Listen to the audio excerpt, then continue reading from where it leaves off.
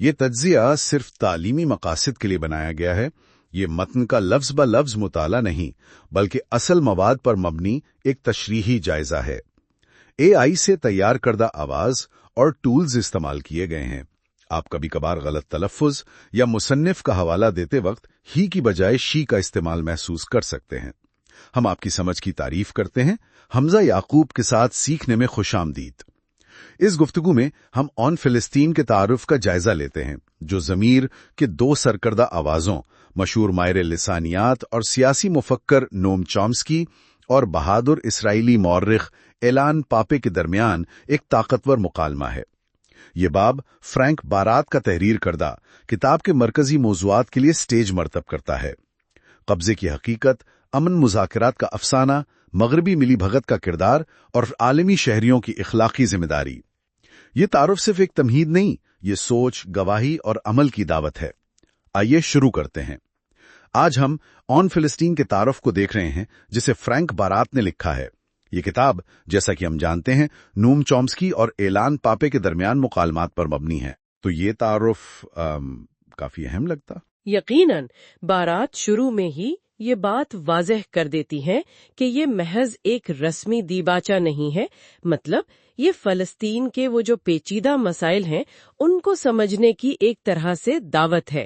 وہ یہ بھی بتاتی ہیں کہ کیسے کتابوں نے ان کی اپنی زندگی کو، ان کی سوچ کو بدلا. خاص طور پر وہ چومسکی اور ایڈورڈ سعید کا ذکر کرتی ہیں اور کیسے ان تحریروں نے انہیں فلسطین کے مسئلے کی طرف راغب کیا. اچھا، تو یہ ایک ذاتی پہلو بھی ہے اس میں؟ جی بالکل. گویا یہ تعارف ان کے اپنے سفر کا بھی تھوڑا سا احوال ہے. اور یہ جو ذاتی تعلق ہے یہ ان کے کام کرنے کے انداز میں بھی نظر آتا ہے. وہ ذکر کرتے ہیں کہ پچھلی کتاب گازا ان کرائسس وہ تو ای میل پر مبنی تھی، تو اس میں چومسکی اور پاپے براہ راست ایک دوسرے سے بحث نہیں کر پائے تھے. ہاں بالکل.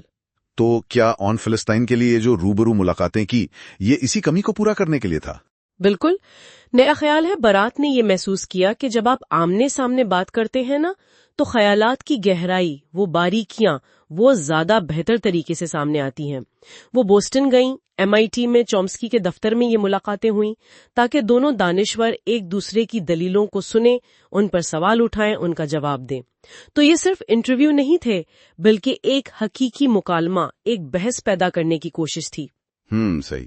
اور اس مکالمے کی بنیاد رکھنے کے لیے بارات ماضی پر، خاص طور پر 1948 کی نکبہ پر کافی زور دیتے ہیں. وہ اسے کیوں اتنا مرکزی سمجھتے ہیں موجودہ صورتحال کو سمجھنے کے لیے؟ دیکھیں، بارات کے نزدیک، اور ظاہر ہے پاپے کا بھی یہی موقف ہے، کہ 1948 کی نکبہ یعنی فلسطینیوں کی اکثریت کی ان کی زمین سے بے دخلی اور ان کے معاشرے کی تباہی جس سے اسرائیل بنا، وہ کوئی گزرا ہوا واقعہ نہیں ہے. وہ اسے ایک جاری عمل سمجھتی ہیں جس کے اثرات آج تک محسوس کیے جا رہے ہیں. تو اسے سمجھے بغیر آپ آج کے قبضے کو، محاصرے کو یا فلسطینی مزاحمت کو پوری طرح نہیں سمجھ سکتے. یہ ایک طرح سے بنیاد ہے. اچھا، یعنی یہ تاریخ کا تسلسل ہے ایک طرح سے؟ جی بالکل، ایک جاری حقیقت. تو ماضی کو بنیاد بنا کر حال کے کن پہلوؤں پر وہ روشنی ڈالتی ہیں اس تعارف میں؟ حال کی بات کرتے ہوئے بارات خاص طور پر سول سوسائٹی کے کردار پر توجہ دیتی ہیں اور BDS تحریک کا ذکر کرتی ہیں، یعنی بائیکاٹ، ڈائیویسٹمنٹ اور سینکشنز. یہ جو تحریک ہے جو معاشی اور ثقافتی دباؤ کے ذریعے اسرائیل پر اثر انداز ہونے کی کوشش کر رہی ہے. ہاں، اس کا کافی ذکر رہتا ہے. جی، اور دلچسپ بات یہ ہے کہ بارات یہ بھی بتاتی ہیں کہ اس تحریک کی حکمت عملی پر چومسکی اور پاپے کے درمیان کچھ آپ کہہ لیں اختلاف رائے بھی ہے، جس پر کتاب میں آگے بحث بھی ہوئی ہے. تو یہ اس براہ راست مکالمے کی ایک مثال ہے جو بارات چاہتی تھی. صحیح. اور ماضی اور حال کے اس تجزیے کے بعد مستقبل کے حوالے سے کیا بات ہوتی ہے؟ کیا کوئی حل پیش کرتے ہیں؟ نہیں، بارات کوئی آسان جواب یا حل پیش نہیں کرتی، بلکہ وہ بنیادی سوالات اٹھاتی ہیں. مثلاً آزاد فلسطین کا اصل میں مطلب کیا ہوگا؟ کیا دو ریاستی حل اب بھی ممکن ہے، یا کیا ایک ریاست ہی واحد راستہ بچا ہے؟ اگر ایک ریاست ہو تو فلسطینی اور اسرائیلی زمین کو کیسے بانٹیں گے؟ آئین کیسا بنے گا؟ یہ وہ سوالات ہیں جن پر وہ قاری کو سوچنے کی دعوت دیتی ہیں. یعنی یہ قاری کو بھی شامل کر رہے ہیں اس سوچ بچار میں۔ بالکل۔ کتاب کی تیاری کے دوران وہ ذکر کرتے ہیں کہ غزہ پر حملہ ہوا، اس واقعے نے کتاب پر کیا اثر ڈالا؟ ہاں، وہ لکھتی ہیں کہ کتاب تقریباً مکمل ہونے والی تھی جب 2014 میں غزہ پر وہ تباہ کن اسرائیلی حملہ ہوا۔ ظاہر ہے اس نے انہیں اور دونوں مصنفین کو، چومسکی اور پاپے کو، مجبور کیا کہ وہ اس پر بھی بات کریں۔ اس سے کتاب میں ایک آپ کہہ لیں فوری اور تکلیف دہ حقیقت کا عنصر شامل ہو گیا۔ اور برات کے لیے شاید یہ اس بات کی بھی نشاندہی تھی کہ یہ مسئلہ صرف فلسطین تک محدود نہیں ہے۔ اچھا، تو آپ کہہ رہی ہیں کہ وہ اسے ایک عالمی مسئلے کے طور پر دیکھتی ہیں؟ جی بالکل۔ یہ ان کا ایک بہت اہم نقطہ ہے۔ وہ کہتی ہیں کہ فلسطین صرف ایک علاقائی تنازع نہیں ہے، یہ دراصل عالمی طاقتوں، خاص طور پر مغربی ریاستوں کے کردار کو ظاہر کرتا ہے۔ کارپوریٹ مفادات کیسے ملوث ہیں اور جبر کے وہ طریقے جو اسرائیل استعمال کرتا ہے وہ اب کس طرح دنیا بھر میں ایکسپورٹ ہو رہے ہیں، اپنائے جا رہے ہیں۔ وہ اسے ایک عالمی سماجی مسئلہ قرار دیتی ہیں۔ عالمی سماجی مسئلہ؟ جی، مطلب یہ کہ دنیا بھر میں جو سماجی انصاف کی تحریکیں ہیں ان سب کو فلسطین کے مسئلے کو اپنانا چاہیے، کیونکہ ان کے نزدیک فلسطین میں جو ناانصافی ہو رہی ہے وہ عالمی سطح پر موجود ناانصافی کے نظام کا ہی ایک حصہ ہے۔ تو یہ تعارف صرف کتاب کا خاکہ نہیں کھینچتا، بلکہ یہ قاری کے لیے ایک چیلنج بھی ہے کہ وہ اس مسئلے کو وسیع تناظر میں دیکھے اور شاید اپنی ذمہ داری بھی محسوس کرے۔ بالکل۔ فرینک برات کا آن فلسطین کا یہ تعارف ہمیں دعوت دیتا ہے کہ ہم صرف سرخیوں تک محدود نہ رہیں، بلکہ دنیا کے جو فوری اخلاقی بحران ہیں ان میں سے ایک کے دل میں قدم رکھیں۔ اور چومسکی کی وہ جو تیز منطق ہے اور پاپے کی تاریخی بصیرت، ان کے ذریعے ہمیں نہ صرف جبر کے ڈھانچوں کا سامنا کرنے پر زور دیا جاتا ہے، بلکہ شاید اس کے سامنے ہماری اپنی خاموشی پر بھی سوال اٹھایا جاتا ہے۔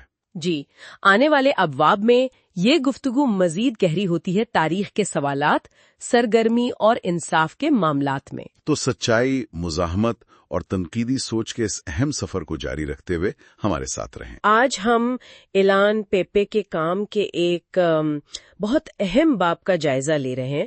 یہ باب اس بات پر روشنی ڈالتا ہے کہ فلسطین پر جو بات چیت ہوتی ہے وہ وقت کے ساتھ کیسے بدلی ہے، اور حیرت کی بات ہے اس کا کتنا بڑا حصہ اب بھی پرانی، شاید کہہ لیں غیر مؤثر سوچ میں اٹکا ہوا ہے۔ تو آج کا مقصد اسی تبدیلی کو سمجھنا ہے۔ ایک طرف وہ پرانی گفتگو جو صرف سفارتکاری اور ایک مبہم سے امن پر زور دیتی تھی، اور دوسری طرف یہ نئی گفتگو جو انصاف، جواب دہی اور فلسطینیوں کے حقیقی زمینی تجربات کو بنیاد بناتی ہے۔ آئیے دیکھتے ہیں اس میں کیا ہے۔ جی، اور یہ فرق سمجھنا واقعی بہت ضروری ہے۔ پیپے ہمیں ایک طرح سے دعوت دے رہے ہیں کہ ہم صرف اوپر کی باتوں سے آگے بڑھیں، ان بنیادی مسائل اور طاقت کے ڈھانچوں کو دیکھیں جو اصل میں قبضے اور مزاحمت کی وجہ ہیں۔ وہ یوں سمجھیں کہ کہہ رہے ہیں کہ بھائی وہم کو چھوڑیں اور حقیقت کا سامنا کریں۔ تو یہ پرانی امن کی سوچ یا اولڈ پیس آرتھوڈاکسی جسے کہا جا رہا ہے، یہ تھی کیا؟ آسان لفظوں میں دیکھیں، بنیادی طور پر یہ دو ریاستی حل کے گرد گھومتی تھی، یعنی زمین کی تقسیم کا ایک خیال جس میں تقریباً 80% اسرائیل کو اور کوئی 20% فلسطینیوں کو ملتا، اور یہ مانا جاتا تھا کہ عالمی طاقتیں مل کر سفارت کاری سے یہ کروا دیں گی۔ اس پوری سوچ میں ایک بنیادی مسئلہ یہ تھا کہ طاقت کا توازن کس طرف ہے، اسے نظر انداز کیا گیا، یا مسئلے کی اصل جڑیں کیا ہیں، جیسے 1948 میں کیا ہوا تھا، لاکھوں پناہ گزینوں کا کیا بنے گا، ان سب کو ایک طرف رکھ دیا جاتا تھا۔ یہ جو الفاظ ہیں نا، امن، عمل، مذاکرات، یہ سب اسی پرانی لغت کا حصہ تھے۔ اچھا، اور پیپے نے کچھ ایسی باتیں بھی نوٹ کی ہیں جو اس پرانی سوچ کی ناکامی کو ظاہر کرتی ہیں؟ کچھ تضادات کا ذکر ہے نا؟ ہاں بالکل، اور یہ تضادات کافی دلچسپ ہیں۔ ایک تو یہ کہ دنیا بھر میں عام لوگوں کی رائے فلسطین کے حق میں آپ دیکھیں کافی بدلی ہے، لیکن مغربی حکومتوں کی پالیسیاں تقریباً ویسی ہی ہیں۔ اسرائیل کی حمایت جاری ہے، جس کی وجہ سے زمین پر کوئی خاص فرق نہیں پڑا۔ صحیح۔ دوسرا تضاد خود اسرائیل کی اپنی تصویر کو لے کر ہے۔ دنیا میں اس کی شبیہہ منفی ہوتی جا رہی ہے، جبکہ اسرائیل کے اندر ان کا اپنا یہودی معاشرہ اپنی ایک بہت مثبت تصویر دیکھتا ہے۔ تیسرا یہ کہ لوگ اسرائیل کی کچھ پالیسیوں پر تو تنقید کرتے ہیں، फलां चेक पॉइंट पर ये हुआ या फलां जगह घर गिरा दिया। लेकिन इन पॉलिसियों के पीछे जो नजरिया है, यानी सियोनेट, उस पर सवाल नहीं उठाते। अच्छा, ये भी एक अहम नुक्ता है। ये और आखिरी और शायद सबसे अहम तजाद ये कि फलस्तीन की कहानी तो बुनियादी तौर पर बाहर से आकर कब्जा करने, मतलब नौआबादियात और मकामी लोगों को निकालने की एक सीधी सादी कहानी है, सेटलर कॉलोनियलिज्म जिसे कहते हैं।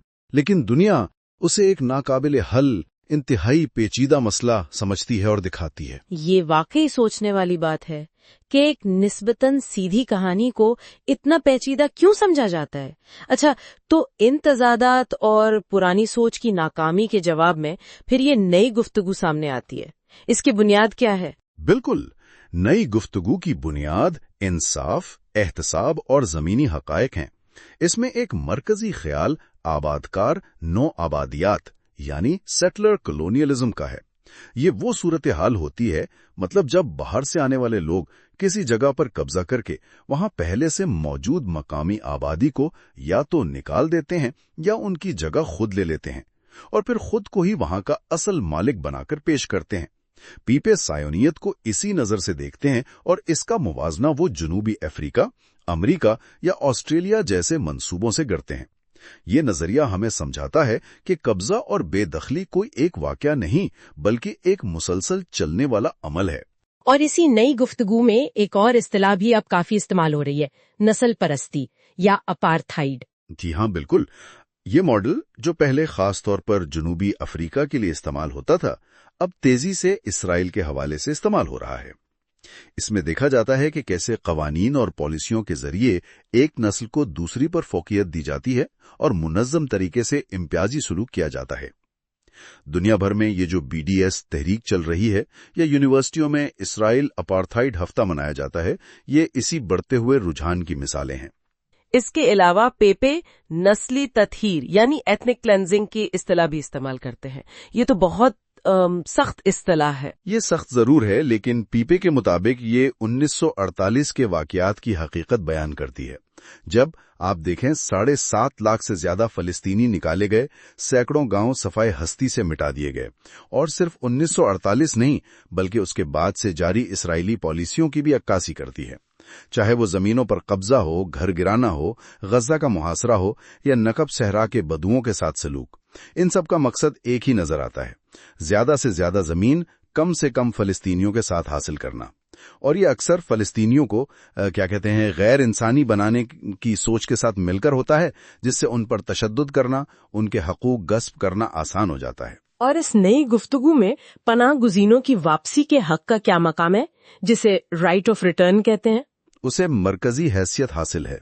अक़वाम मुत्तहिदा की करारदाद 194 में ये हक तस्लीम शुदा है, लेकिन पुरानी गुफ्तगू में इसे अक्सर नजरअंदाज कर दिया जाता था या इसे नाकाबिले अमल कहकर टाल दिया जाता था।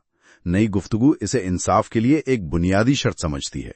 तो मुस्तकबिल के हवाले से ये नई गुफ्तगू क्या रास्ता दिखाती है?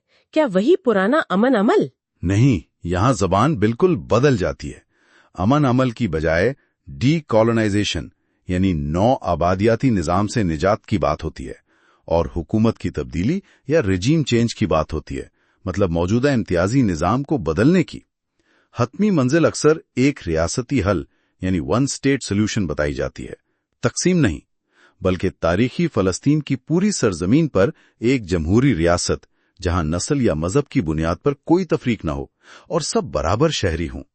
ये बुनियादी तौर पर मौजूदा इम्तियाजी निजाम के खात्मे का मुतालबा है। तो खुलासा ये है कि ये बाब हमें दावत दे रहा है कि हम फलस्तीन के बारे में सोचने और बात करने का अपना अंदाज बदलें।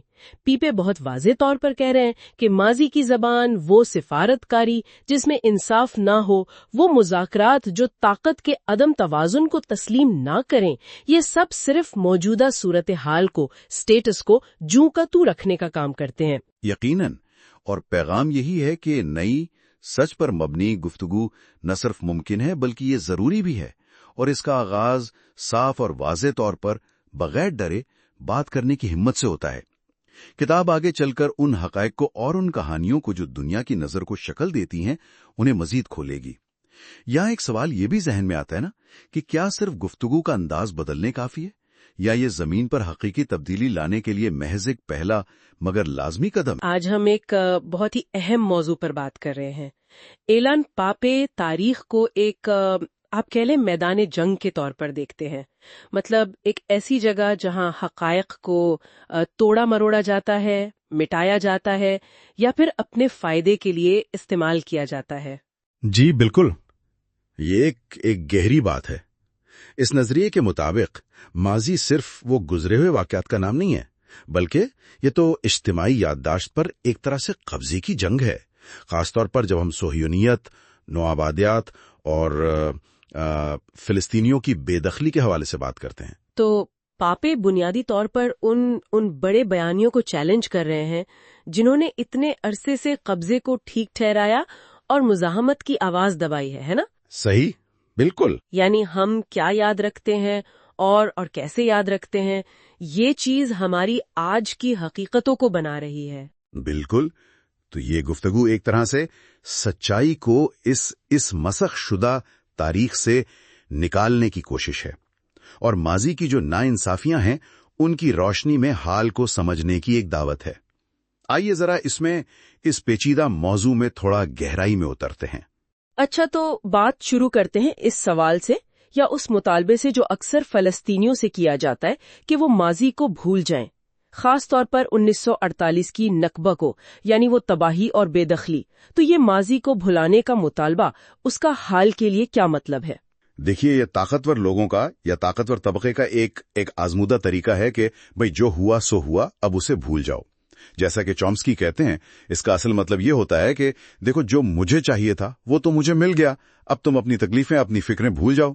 अच्छा, माजी को भूलने का मतलब तो फिर अपना मुस्तकबिल भी भूल जाना है, क्योंकि माजी में ही तो लोगों की जायज उम्मीदें, उनकी अमंगें, वो सब शामिल होती हैं। जी। पापे भी यही कहते हैं कि जो अमन के क्या कहते हैं सालिस बनते हैं, वो तो माजी को एक रुकावट समझते हैं, लेकिन जिन पर जुल्म हुआ है, जो मकबूजा हैं, मजलूम हैं, उनके लिए तो माजी ही सब कुछ है, वही उनकी शनाख्त है। यहीं से बात सायोनियत की तरफ भी जाती है। ये लफ्ज भी काफी मुतनाज़ा रहा है और इसकी कई तारीफें सुनने को मिलती हैं। तारीखी तौर पर इसका क्या मतलब था और ये कैसे बदला है?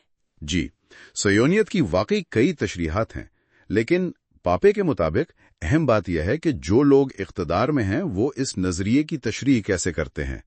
बुनियादी तौर पर इसका मतलब यही था कि यहूदियत बतौर कौमी तहरीक ज्यादा से ज्यादा फलस्तीनी सरजमीन पर कम से कम फलस्तीनी आबादी के साथ अपना हक समझती है।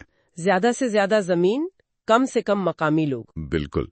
और चॉम्स्की ये भी बताते हैं कि 1948 यानी जब इजराइल बना, उससे पहले और बाद में सियोनिस्ट के माने बदल गए। 1948 के बाद ये रियासत का वो सरकारी नजरिया बन गया और वक्त के साथ साथ जैसे जैसे रियासत की जरूरतें बदलीं, ये तस्वुर भी बदलता रहा। जैसे आजकल ये मुतालबा है कि इजराइल को यहूदी रियासत तस्लीम किया जाए, जो बज़ाहिर मुज़ाकरात को और मुश्किल बनाने की एक चाल नजर आती है। तो अगर सियोनिस्ट की तारीफ ये है, तो क्या इसे एक आबादकार नौआबादियाती तहरीक कहना दुरुस्त है? ये भी एक बहस है। जी, चॉम्स्की और पापे दोनों इस पर मुत्तफिक हैं कि हाँ, फलस्तीन में यहूदी आबादकारी बिलाशुबा एक आबादकार नौआबादियाती तहरीक थी। आबादकार नौआबादियात का मतलब ही यह है कि बाहर से लोग आएं, मुकामी आबादी को हटाएं या उनकी जगह ले लें और अपनी नई रियासत बना लें। अच्छा। पापे कहते हैं कि फलस्तीन को नौआबादियाती बनाने के वो तरीके शायद वक्त के साथ बदले हों, लेकिन बुनियादी नजरिया नहीं बदला। यानी मकामी आबादी को मंसूबे की कामयाबी में एक रुकावट समझना, ये चीज वैसी ही रही है। और ये जो तस्वर है यहूदी रियासत का, इसमें क्या खास बात है या क्या मसला है उसके साथ? चॉम्स्की इसे एक क्या कहते हैं, बेजाब्तगी, एक एनॉमली कहते हैं। वो कहते हैं कि आज की दुनिया में ऐसी कोई मिसाल नहीं मिलती। जैसे मिसाल के तौर पर फ्रांस में अगर आप फ्रांसीसी शहरी हैं तो आप फ्रांसीसी हैं बस, लेकिन इसराइल में अगर आप इसराइली शहरी हैं तो जरूरी नहीं कि आप यहूदी भी हों। वहां शहरियत और कौमियत, उनमें फर्क रखा गया है। यानी एक शहरी होते हुए भी आप बराबर नहीं है। जी, एक तरह से। और पापे और चॉम्स्की दोनों ये नुक्ता उठाते हैं कि इस यहूदी रियासत के तस्वुर को अक्सर रियासत पर जो तनकीद होती है उसे दबाने के लिए इस्तेमाल किया जाता है। मतलब इसराइल पर तनकीद को फौरन यहूदी रियासत पर हमला करार दिया जाता है और फिर उसे यहूदियत पर हमला बना दिया जाता है। अच्छा, तो ये सारी चीजें मिलकर, यानी माजी को मिटाने की कोशिश, सहियनियत की तारीफों को बदलना, यहूदी रियासत जैसा एक मुनफरिद तस्वुर लाना, ये सब कैसे ये दिखाता है कि तारीख वाकई एक मैदान जंग है। ये तमाम पहलू ये बिल्कुल वाजे करते हैं कि तारीख का जो बयानिया है उसे हाल पर कंट्रोल रखने और नाइंसाफियों को जवाब देने के लिए कैसे इस्तेमाल किया जाता है। नुकबा को भुलाने का कहना या बल्कि नुकबा की याद मनाने पर पाबंदी लगाना, जैसा कि चॉम्स्की और पापे दोनों इशारा करते हैं। जी, ये उस नस्ल परस्ताना पहलू को भी दिखाता है जहां एक पूरे ग्रुह की तारीख और उनकी शिनाख्त को मिटाने की कोशिश की जा रही हो। सायोनियत की तारीफ को अपनी मर्जी से बदलना, यहूदी रियासत का तस्वुर मुसल्लत करना, ये सब तारीख को हथियार के तौर पर इस्तेमाल करने की मिसालें हैं। तो माजी हमें मुसलसल याद दिलाता रहता है कि तारीख कभी गैर जानिबदार नहीं होती। बिल्कुल नहीं। इसे लिखा जाता है, इसे पढ़ाया जाता है, इसे दोहराया जाता है और इसके बड़े गहरे असरात होते हैं कवानीन पर, पॉलिसियों पर, लोगों की शिनाख्त पर। बिल्कुल, और एलान पापे जैसे मौरखीन का काम यही है कि वो इस तारीखी जालसाजी और खामोशी को सामने लाएं ताकि हम उन नाखुशगवार सच्चाइयों का सामना कर सकें। मकसद माजी में रहना नहीं है ना? नहीं, बिल्कुल नहीं। मकसद ये है कि मुस्तकबिल को माजी के उन तारीख सायों से आजाद कराया जा सके। सही। और हमारी जो आइंदा गुफ्तगू होगी वो भी इसी तरफ जाएगी, यानी हाल और मुस्तकबिल की तरफ। हम मुजाहमत पर बात करेंगे, यकजहती पर और नाइंसाफी के खिलाफ आवाज उठाने की जो इखलाकी जिम्मेदारी है उस पर गौर करें। आज हम नोम चॉम्स्की और इलान पापा के दरमियान एक बहुत अहम मुकालमे का जायजा ले रहे हैं। ये फलस्तीन की मौजूदा सूरत हाल पर है, उनकी किताब के बाब द प्रेजेंट से। जी बिल्कुल। और ये गुफ्तगू जो सियासी लिफाजी होती है या मीडिया की बातें, उनसे हटकर है। ये असल में देखती है कि इसराइली कब्जे के तहत जिंदगी कैसी है। मतलब वो कंट्रोल, कब्जा, नस्ली इम्तियाज के ढांचे जो वहाँ हैं। ये सिर्फ सियासत का तज्जिया नहीं बल्कि एक तरह से इस हकीकत का सामना है जो आप कह सकते हैं फौरी है, गैर मुनसिफाना भी है और शायद पायदार भी नहीं। यकीनन। और देखें, इस गुफ्तगू में अमरीका का किरदार, बैनुल-अक़वामी डिप्लोमेसी, आवामी मुजाहिमत, ये सब ज़ेरे बहस आया है। और वो बुनियादी सवाल भी कि इतने सालों से अमन मुज़ाकरात हो रहे हैं तो इंसाफ क्यों नहीं मिला अब तक। बिल्कुल। तो हमारा मकसद आज यही समझना है कि इस मुकालमे के मुताबिक मौसर सरगर्मी क्या हो सकती है और असल में तब्दीली के रास्ते में रुकावटें क्या हैं। ठीक है, तो चॉम्स्की के नुक्ते नजर से शुरू करते हैं। वो अमलियत पसंदी पर बहुत जोर देते हैं, खास तौर पर उन कारकुनों के लिए जो फलस्तीनियों की मदद करना चाहते हैं। जी। वो कहते हैं कि भाई इकदामात वो करो जिनसे फिलिस्तीनियों को वाकई कोई मदद मिले, ये नहीं कि बस आपको अच्छा लगे। हाँ, अखलाकी तस्कीन वाली बात। बिल्कुल।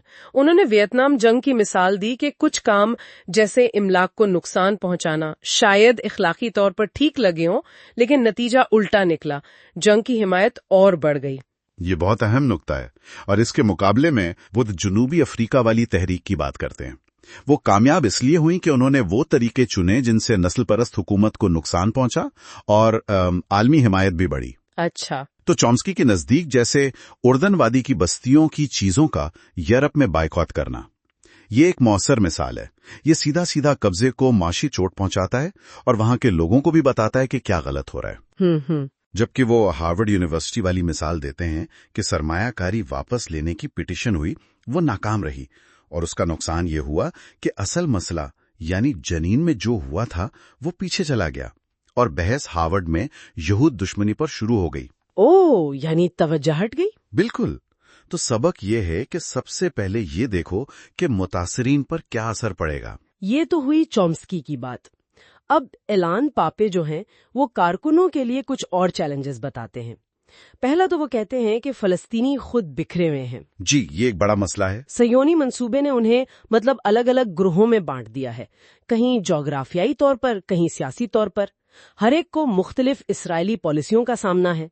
تو کوئی ایک واضح لیڈرشپ بھی نہیں ہے، اس لیے سب کے لیے ایک متفقہ حکمت عملی بنانا وہ بہت مشکل ہے۔ بہت مشکل، بالکل۔ اور دوسرا نقطہ وہ صہیونیت کی کردار کا اٹھاتے ہیں کہ پاپے کے مطابق اب کارکن صہیونیت کو صرف ایک نظریہ نہیں سمجھ رہے، بلکہ اسے اسرائیل فلسطین مسئلے کی جڑ کے طور پر دیکھ رہے ہیں۔ اور تیسرا چیلنج ہے کہ اخلاقی موقف اور ٹھوس عملی اقدامات، ان میں توازن کیسے لایا جائے۔ BDS تحلیق یعنی بائیکاٹ، ڈیویسٹمنٹ، سینکشنز، وہ اس کی ایک مثال ہے۔ وہ کیسے؟ مطلب جب یہ مغربی کنارے اور غزہ پر فوکس کرتی ہے تو ٹھیک ہے، مددگار ہے، لیکن یہ ان لوگوں کو بھی اپنی طرف کھینچتی ہے جو پورے جبر کے نظام سے لڑنا چاہتے ہیں۔ تو یہ ایک کشمکش ہے۔ تو پاپے کی کوئی مثال دیتے ہیں کہ کب کون سی حکمت عملی کام کرتی ہے؟ جی، وہ نقب میں بدوؤں کو نکالنے والے پروور پلان کی مثال دیتے ہیں۔ وہ ایک بڑا منصوبہ تھا انہیں بے دخل کرنے کا۔ وہ کہتے ہیں کہ یہ منصوبہ BTS کے عالمی دباؤ سے نہیں رکا۔ اچھا، پھر کیسے روکا؟ بلکہ اس لیے رکا کہ مقامی کمیونٹی نے بہت واضح طور پر کہا کہ اس کے نتائج بہت سنگین ہوں گے۔ اس پیغام کی وجہ سے وہ رکا۔ مقامی مزاحمت۔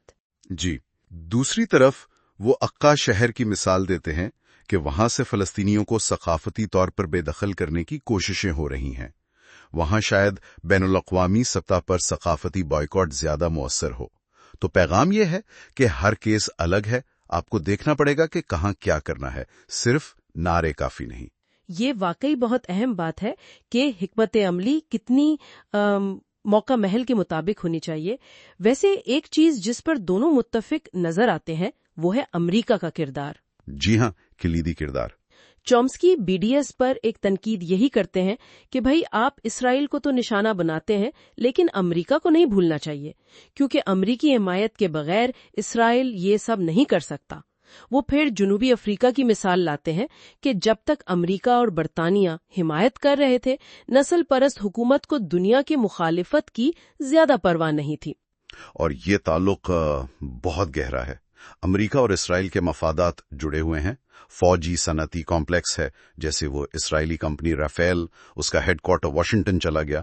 یونیورسٹیوں کے روابط ہیں، پھر وہ کرسچین سیونزم کا اثر ہے۔ اوہ ہاں، تو اگر پالیسی بدلنی ہے تو امریکی حمایت کو چیلنج کرنا ہوگا۔ جب آپ اسرائیلی اشرافیہ کو، چاہے وہ تعلیمی بائیکاٹ ہو یا معاشی، نشانہ بناتے ہیں تو ایک طرح سے امریکی اثر کو بھی چیلنج کر رہے ہوتے ہیں۔ لیکن اس تعلق کو واضح کرنا ضروری ہے۔ تو کیا عوامی دباؤ واقعی امریکی پالیسی بدل سکتا ہے؟ اس پر کیا خیال ہے ان کا؟ چومسکی تو پرامید لگتے ہیں۔ وہ پھر جنوبی افریقہ کا حوالہ دیتے ہیں کہ وہاں عوامی دباؤ اتنا بڑھا کہ کانگریس کو صدر ریگن کا ویٹو بھی مسترد کرنا پڑا۔ جی، فلسطین کے معاملے میں وہ امریکی کیمپسز پر جو تبدیلی آ رہی ہے، جیسے MIT میں جو بحثیں ہو رہی ہیں، اسے مثبت سمجھتے ہیں۔ ہاں، لیکن اسی سے جڑا ایک اور نقطہ ہے جہاں ان میں اختلاف ہے۔ وہ امریکن اسٹڈیز ایسوسی ایشن ASA کا اسرائیلی اداروں کے اکیڈمک بائیکاٹ کی قرارداد۔ اچھا، اس پر کیا اختلاف ہے؟ تاندے سمجھتے ہیں، کہتے ہیں کہ یہ ٹھیک سے تیاری کے بغیر لائی گئی اور اس نے پھر وہی کیا۔ توجہ اصل مسئلے یعنی اسرائیلی جرائم اور امریکی حمایت سے ہٹا کر اکیڈمک آزادی پر مرکوز کر دی، جیسے وہ ہارورڈ والی پٹیشن نے توجہ جنین سے ہٹا دی تھی۔ چومسکی کہتے ہیں کہ زیادہ بہتر ہوتا کہ سیدھا ان اداروں کو نشانہ بناتے ہیں جو قبضے میں ملوث ہیں، جیسے بار اعلان یونیورسٹی کا ایریل کیمپس جو مقبوضہ علاقے میں ہے۔ ٹھیک، اور پاپے کا کیا خیال ہے اس پر؟ پاپے مانتے ہیں کہ منفی رد عمل آیا، لیکن وہ اسرائیل کے اندر اس کے کچھ مثبت اثرات بھی دیکھتے ہیں۔ کہتے ہیں کہ اس سے اسرائیلی اکیڈمک اشرافیہ میں بے چینی پیدا ہوئی۔ جو لبرل سیونی ہیں انہیں اپنی پوزیشن واضح کرنی پڑی، اور انہیں یاد آیا کہ ان کا جو خود ساختہ جمہوری امیج ہے اس پر سوال اٹھ رہے ہیں۔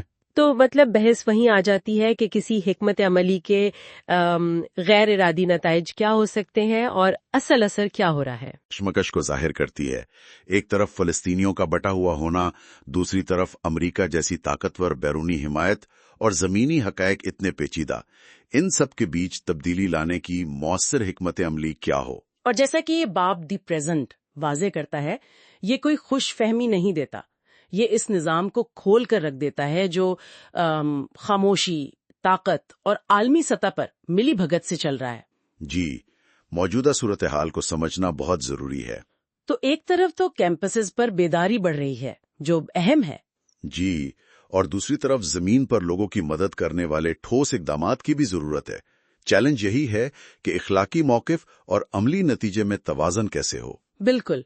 और आखिर में ये गुफ्तगू हमें मजबूर करती है कि हम मसले को निजामती तौर पर देखें। ये सवाल उठता है कि सिर्फ एलामती कामों से आगे बढ़कर कौन सी बुनियादी तब्दीलियां लानी होंगी, और अहम बात ये कि ये जिम्मेदारी किसकी है। तो आज हम नोआम चॉम्स्की और एलान पापे के दरमियान जो इसराइली फिलिस्तीनी तनाज़े के मुस्तकबिल पर मुकालमा हुआ उसका जायजा ले रहे हैं। जी, खास तौर पर उनकी गुफ्तगू का वो चौथा बाब मुस्तकबिल, जहां वो तनकीद से आगे बढ़कर मुमकिना रास्तों पर बात करते हैं। जी बिल्कुल। और ये बाब अहम है क्योंकि इसमें वो इजराइल की अंदरूनी सूरत हाल, फिर मुमकिना हल क्या हो सकते हैं, और जनूबी अफ्रीका से मुवाजना, उन नुकात को देखते हैं। अच्छा। और मकसद यही समझना है कि ये दोनों मुफक्किरीन जमीनी हकायक को देखते हुए क्या इम्कानात बता रहे हैं। क्या कोई इंसाफ पर मबनी मुस्तकबिल की उम्मीद है भी या नहीं। ठीक, तो आइए पहले इसराइल की अंदरूनी सूरत हाल से शुरू करते हैं। चॉम्स्की का तो कहना है कि इसराइली मुआशरा वो वाज़े तौर पर दाएं बाजू की तरफ झुक गया है। कौम परस्ती, शिद्दत पसंदी। हाँ, और इसके साथ वो एक जहनियत पनप रही है कि पूरी दुनिया हमसे नफरत करती है। अच्छा। उसकी एक मिसाल वो देते हैं जो तकलीफ देह है कि 2008-9 में गजा पर जो कैस लीड हमला हुआ तो कुछ इजरायली वो बमबारी पर तालियां बजा रहे थे। ओह, तो ये गहरी होती हुई जहनियत है। और चॉम्स्की सिर्फ यही नहीं, वो जमीनी कवानीन का, यहां तक के अस्पतालों में फलस्तीनी शहरियों से इम्तियाजी सलूक का भी जिक्र करते हैं।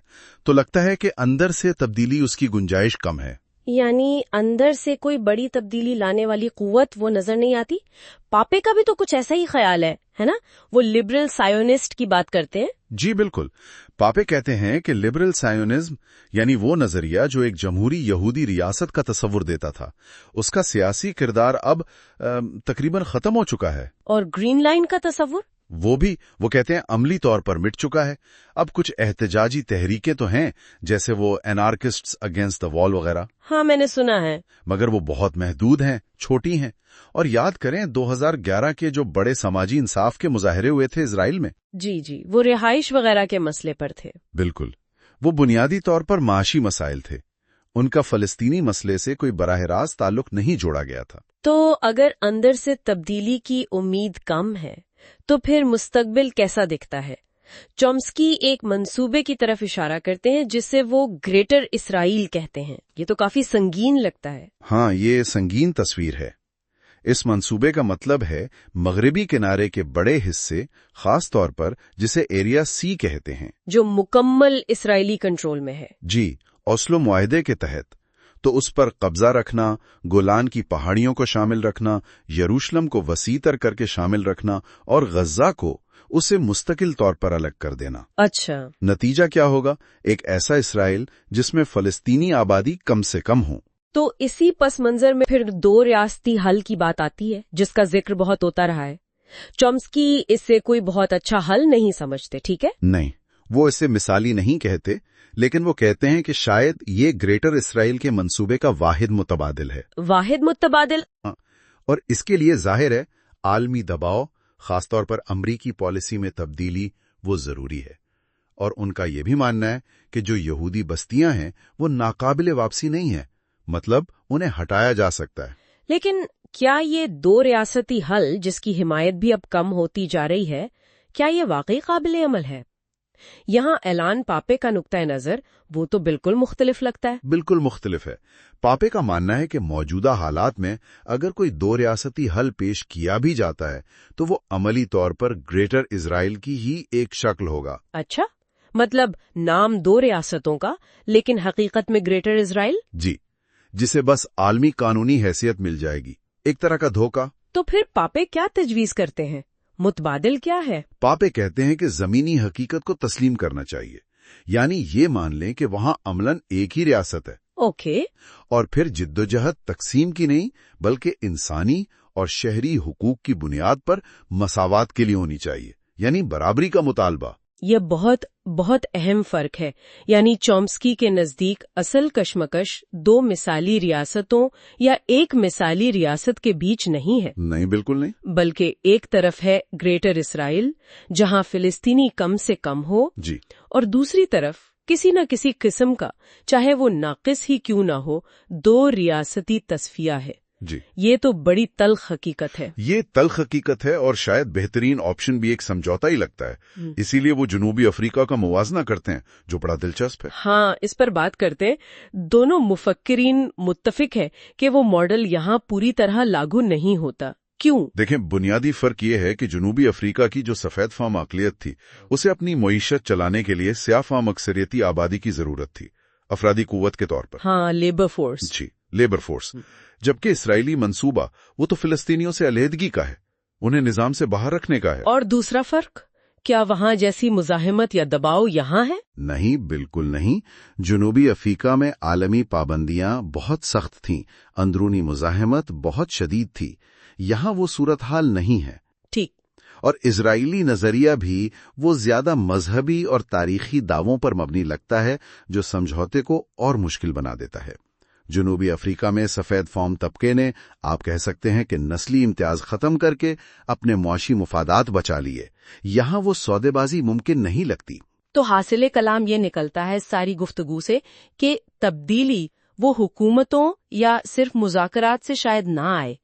چومسکی اور پاپے دونوں کہیں نہ کہیں اس بات پر متفق لگتے ہیں کہ اصل تبدیلی عوامی دباؤ سے آئے گی، عالمی دباؤ سے. جی، عالمی دباؤ اور خاص طور پر امریکہ جیسی طاقتوں کا کردار تو کلیدی ہے. لیکن یہ دباؤ صرف حکومتوں کی طرف سے نہیں بلکہ ان عام شہریوں، ان تحریکوں کی طرف سے آنا ہوگا جو ناانصافی کو دیکھنے سے، اسے قبول کرنے سے انکار کرتے ہیں. مستقبل ایک چیلنج ہے. تو یہ تو واضح ہے کہ مستقبل غیر یقینی ہے، اور جو موجودہ راستے ہیں، خاص طور پر یہ گریٹر اسرائیل والا منصوبہ، یہ گہرے اخلاقی اور سیاسی سوالات اٹھا رہا ہے. یہ واقعی ایک حقیقت پسندانہ گفتگو ہے، امید سے زیادہ شاید حقیقت پسندی ہے. بالکل. چومسکی اور پاپے بھلے ان کے تجزیے میں فرق ہو، لیکن اس بات پر وہ متفق ہیں کہ زمینی حقائق کیا ہیں، طاقت کا توازن کیسا ہے اور عالمی برادری کیا رد عمل دیتی ہے. یہی چیزیں مستقبل کی راہیں متعین کریں گی. اور ایک بات طے ہے، انصاف کے بغیر پائیدار امن وہ ممکن نہیں ہے. اور آخر میں اپنے سامعین کے لیے ایک سوچ چھوڑ جاتے ہیں. اگر یہ علیحدگی، قبضے اور کنٹرول کی پالیسیاں اسی طرح جاری رہیں تو کیا پھر مساوات اور انصاف پر مبنی مستقبل کا تصور وہ محض ایک خواب ہی نہیں بن کر رہ جائے گا؟ آج ہم نوم چومسکی اور اینان پاپے کی کتاب اندرون اسرائیل کے ایک خاص حصے پر بات کر رہے ہیں. یہ گفتگو اسرائیلی معاشرے کے اندرونی تانے بانے، اس کے اپنے بنائے ہوئے افسانوں، تضادات اور جس طرح سے وہ اپنی کہانی کو کنٹرول کرتے ہیں، اس کو سمجھنے کی ایک کوشش ہے. جی بالکل. اور کتاب میں بنیادی دلیل یہی ہے کہ اسرائیل کو صرف ایک لبرل جمہوریت سمجھنا وہ تصویر مکمل نہیں ہے. اچھا. مصنفین کہتے ہیں کہ عسکریت پسندی، نسل پرستی اور تاریخ کو اپنے مطلب کا بنانے کا عمل صرف فلسطینیوں تک محدود نہیں ہے، بلکہ یہ چیزیں ریاست کے اپنے سیاسی اور ثقافتی نظام میں بہت گہرائی تک موجود ہیں. تو گویا یہ جو قبضے کی منطق ہے، یہ صرف سرحدوں پر نہیں، ریاست کے اندر بھی چل رہی ہے، جیسے تعلیم میں، میڈیا میں، عام بات چیت میں. بالکل یہی نکتہ ہے. چلیں اس کو تھوڑا اور کھولتے ہیں. کتاب میں ایلان پاپے ذاتی سفر کا ذکر ہے. وہ کیسے 100 یونٹ سے نکل کر اس پر تنقید کرنے لگے. ہاں، یہ اہم ہے. کیا وجوہات تھیں؟ کہ پہلی عوامی بغاوت. اچھا. وہ کہتے ہیں اسرائیلی معاشرہ بہت آپس میں جڑا ہوا ہے، تو وہاں اگر آپ مرکزی سوچ سے ہٹ کر بات کریں تو اس کے ذاتی اور سماجی نتائج ہوتے ہیں. خاندان، دوست سب متاثر ہوتے ہیں. صحیح. تو یہ صرف ان کی ذاتی کہانی نہیں بلکہ وہ اسے پورے اسرائیلی معاشرے سے جوڑتے ہیں. جی بالکل. وہ کہتے ہیں کہ اسرائیلی معاشرہ ایک انتہائی نظریاتی معاشرہ ہے. پیدائش سے لے کر موت تک ایک خاص قسم کی سوچ، ایک بیانیہ ذہن میں ڈالا جاتا ہے. وہ نورید پیلد الہانن کے کام کا حوالہ بھی دیتے ہیں نا، کہ اسکول کی کتابوں میں عربوں کو کیسے دکھایا جاتا ہے. ہاں بالکل، کہ انہیں اکثر منفی یا غیر انسانی انداز میں پیش کیا جاتا ہے. پاپے تو یہاں تک کہتے ہیں کہ سیونسٹ چھوڑنا کسی مذہبی شخص کے لیے مذہب چھوڑنے جیسا ہے. اتنا گہرا اثر ہوتا ہے. حالانکہ وہ یہ بھی مانتے ہیں کہ شاید انٹرنیٹ کی وجہ سے آج کی نسل پہلے سے कुछ ज्यादा बाखबर हो, लेकिन वो तलकीन का निजाम वो अब भी बहुत मजबूत है। अच्छा, अगर ये नजरियाती बुनियादें इतनी मजबूत हैं, तो फिर ये समझ आता है कि इसराइलियों के लिए ये मानना कितना मुश्किल हो सकता है कि शायद वो गलती पर हैं। जी, खास तौर पर जब जिंदगी भर एक चीज सुनी हो और दूसरी तरफ तशद्दुद का माहौल भी हो, जैसे खुदकुश हमले या गजा से मिसाइल, तो जहन इन दोनों चीजों को कैसे मिलाता है? उसे वो इल्मी तजाद या कॉग्निटिव डिसोनेंस कहते हैं ना। हाँ, बिल्कुल। और किताब कहती है कि यही चैलेंज है।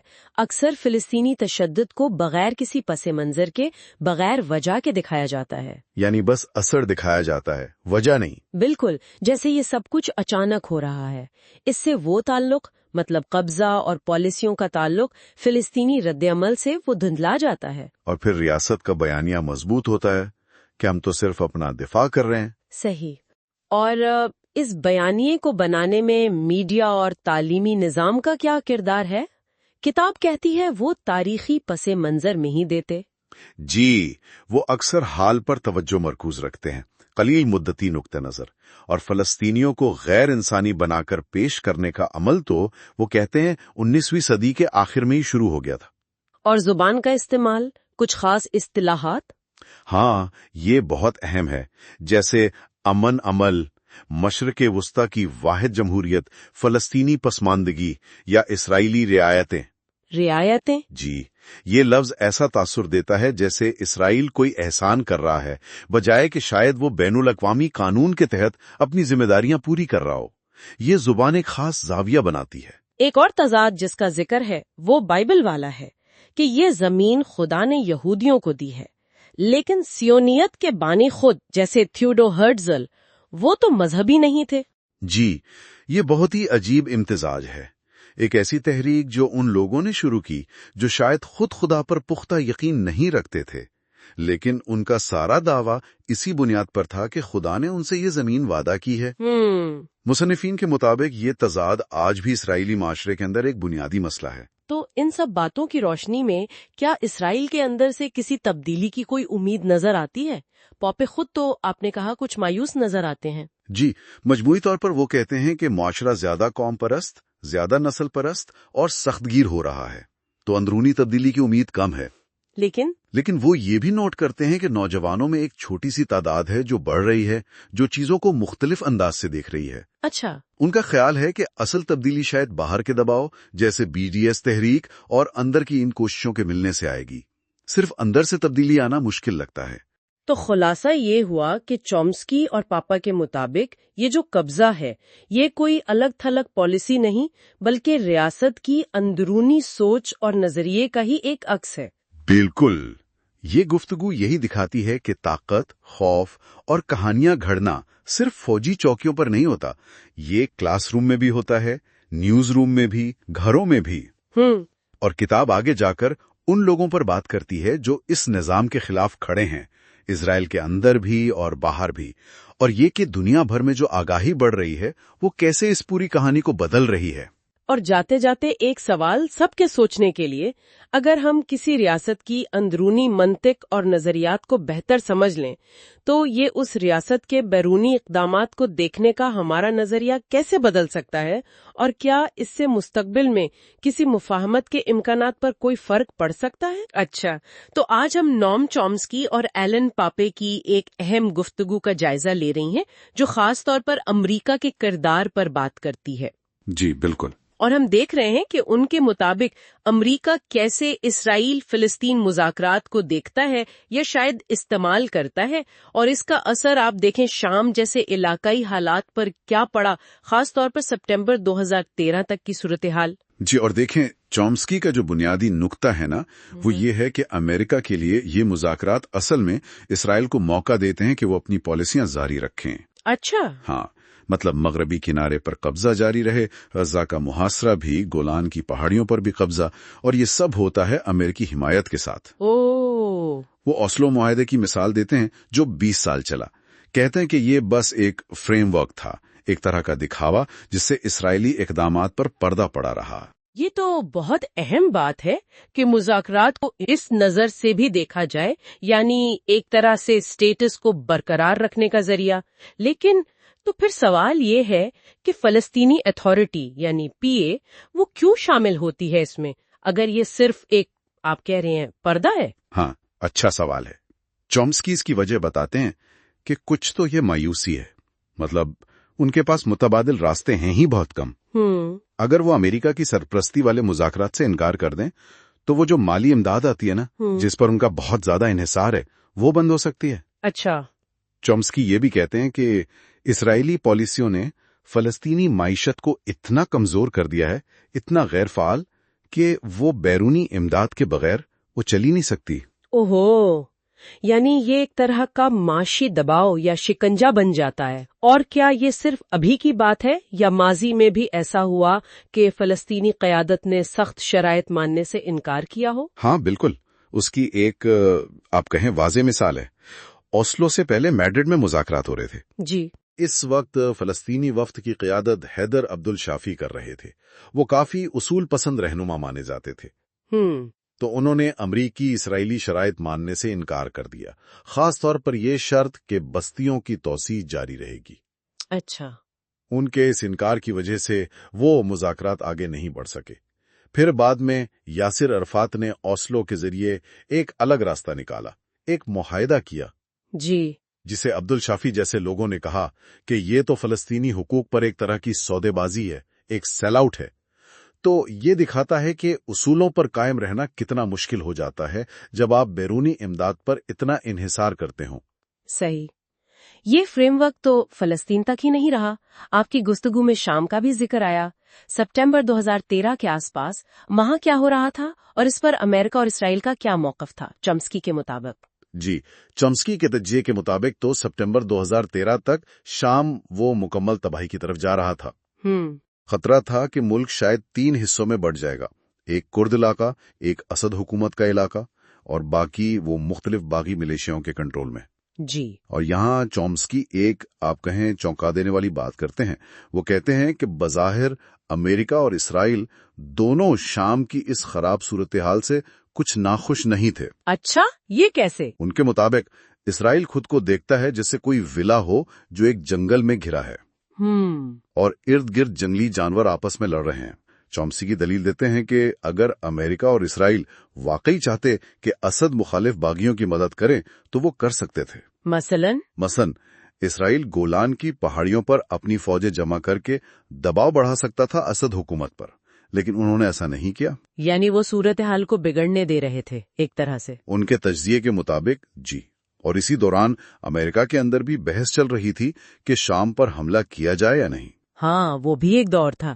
اس داخلی بحث کو چومسکی نے کیسے دیکھا؟ چومسکی نے کہا کہ یہ امریکی بحث بھی بڑی دلچسپ تھی. ایک طرف تو تھے وہ انتہائی دائیں بازو کے لوگ جو مداخلت کے خلاف تھے. جی. لیکن ان کی وجہ یہ تھی کہ بھئی ہم اپنے وسائل دوسروں کے مسئلے پر کیوں لگائیں. یعنی آئسولیشنسٹ قسم کا موقع. بالکل. اور دوسری طرف اعتدال پسند ریپبلکن سے لے کر لبرل ڈیموکریٹس تک ان میں یہ خیال تھا کہ امریکی فوجی مداخلت کا ایک اعتدال پسند اثر پڑے گا. اچھا.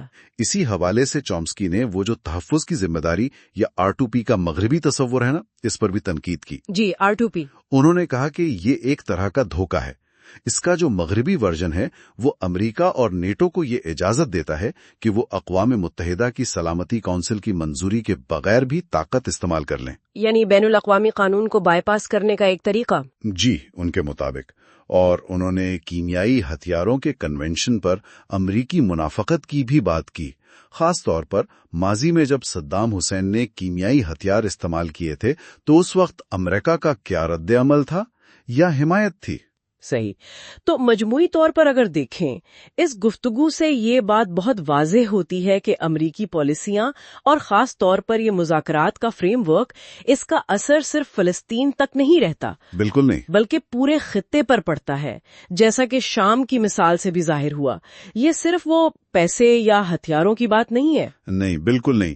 یہ ایک پوری سیاسی حکمت عملی ہے، ایک بیانیہ ہے جو حالات کو بناتا ہے یا بگاڑتا ہے. چومسکی کی گفتگو یہ بنیادی سوال اٹھاتی ہے کہ جب طاقتور بیرونی طاقتیں مذاکرات کی شرائط طے کر رہی ہوں تو کیا واقعی کوئی منصفانہ اور پائیدار حل نکل بھی سکتا ہے؟ یہ تو بڑا سوال ہے۔ جی، یہ ہمیں سوچنے پر مجبور کرتا ہے کہ بین الاقوامی تعلقات میں وہ جو اصول ہیں اور جو عملیت پسندی ہے ان کے درمیان توازن کیسے رکھا جاتا ہے، یا شاید اکثر رکھا ہی نہیں جاتا۔ یہ واقعی ایک غور طلب بات ہے۔ آج ہم نوم چومسکی کے ایک بہت اہم، بلکہ یوں کہیں کہ جھنجھوڑ دینے والے باب پر بات کر رہے ہیں۔ عنوان ہے غزہ کی اذیت، اسرائیل کے جرائم، ہماری ذمہ داریاں۔ یہ تحریر جو جولائی 2014 کے حملوں کے پس منظر میں ہے، غزہ کے حالات پر ایک گہری نظر ڈالتی ہے۔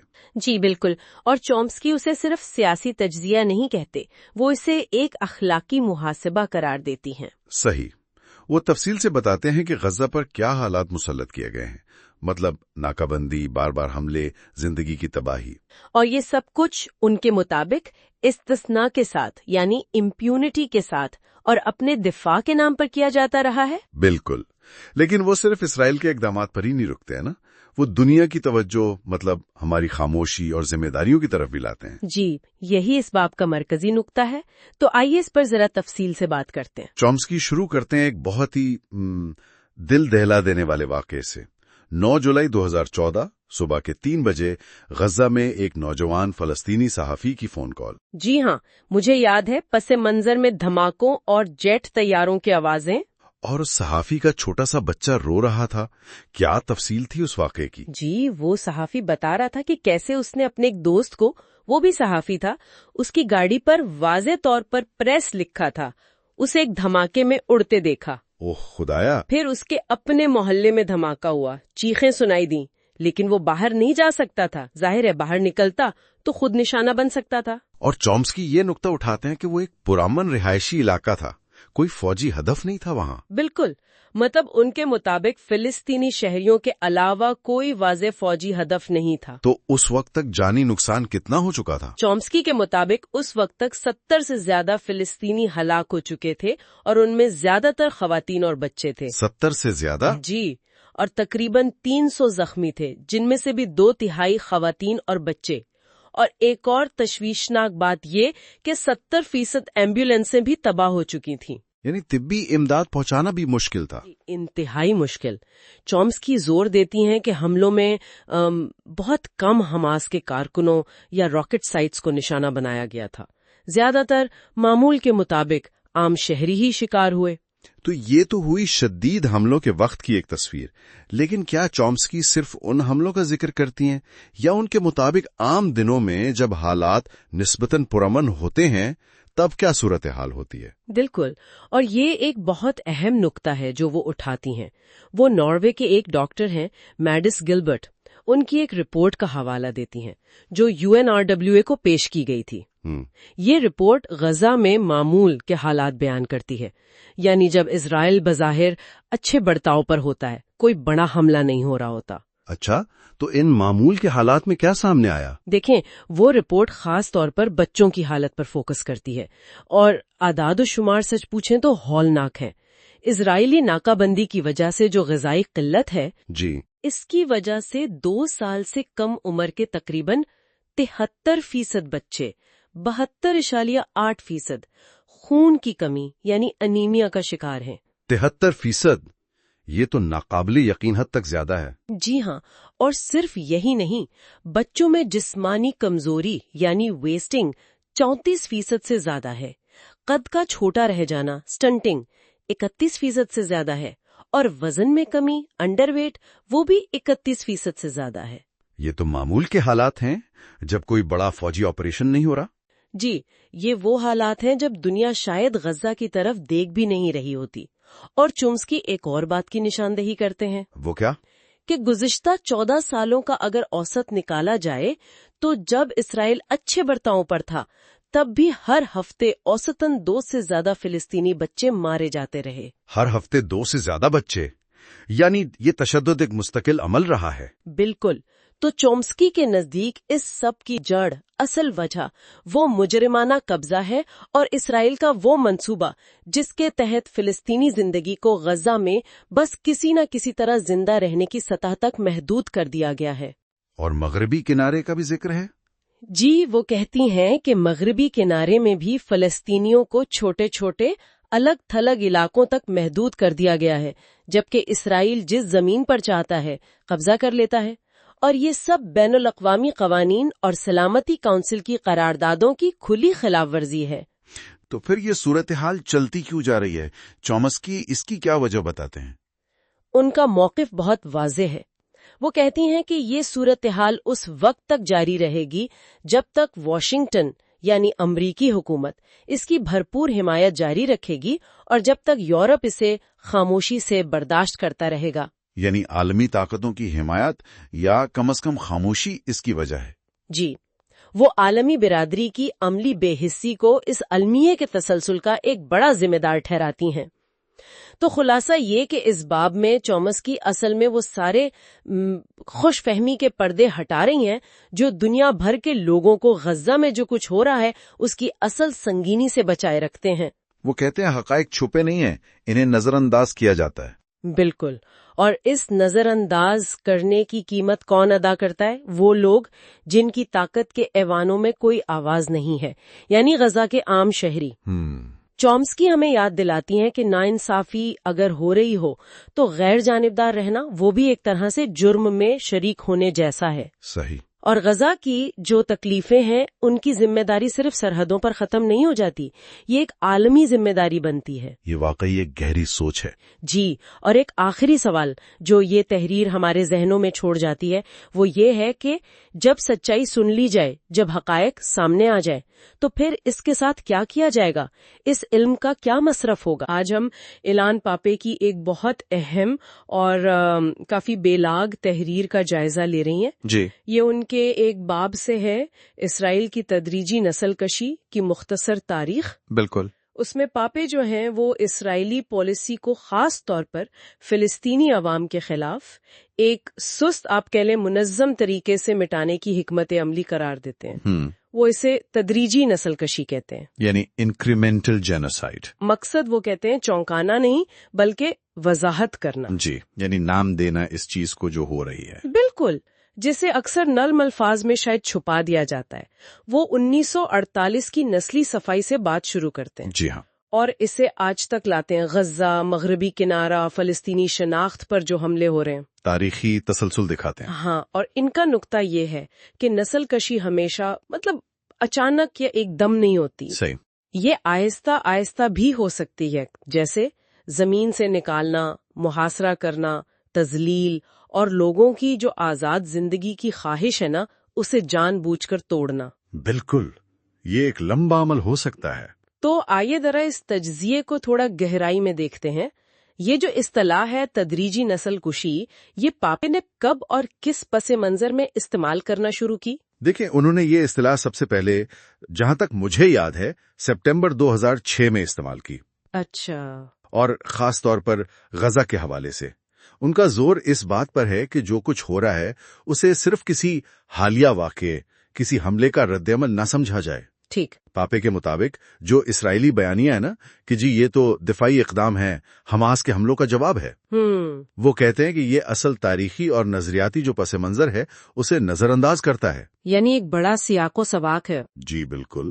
وہ کہتے ہیں کہ یہ واقعات تو اسرائیل کی جو دہائیوں پرانی حکمت عملی ہے نا فلسطین کے بارے میں، خاص طور پر 1967 والے علاقوں کے بارے میں، یہ اسی کا نتیجہ ہے۔ اور وہ حکمت عملی کیا ہے ان کے مطابق؟ وہ نشاندہی کرتے ہیں کہ سویونی حکمت عملی ان کے خیال میں ہمیشہ سے یہی رہی ہے کہ اپنے اقدامات کو فلسطینیوں کے کسی عمل کا رد عمل بنا کر پیش کیا جائے۔ اچھا۔ یعنی وجہ اور اثر کو الٹا کر کے دکھانا۔ کچھ ایسا ہی، جبکہ اصل مقصد پاپے کے مطابق ایک ایسی یہودی ریاست کا قیام ہے جس میں فلسطینیوں کی تعداد کم سے کم ہو۔ تو یہ نسل کشی کا عمل وہ کہتے ہیں بد تدریج ہے، ایک طویل عرصے پر پھیلا ہوا۔ جی ہاں بالکل، سست، منظم۔ کیا وہ غزہ اور مغربی کنارے کے لیے مختلف حکمت عملیوں کی بھی بات کرتے ہیں؟ ہاں، یہ ایک اہم نقطہ ہے ان کے تجزیے میں۔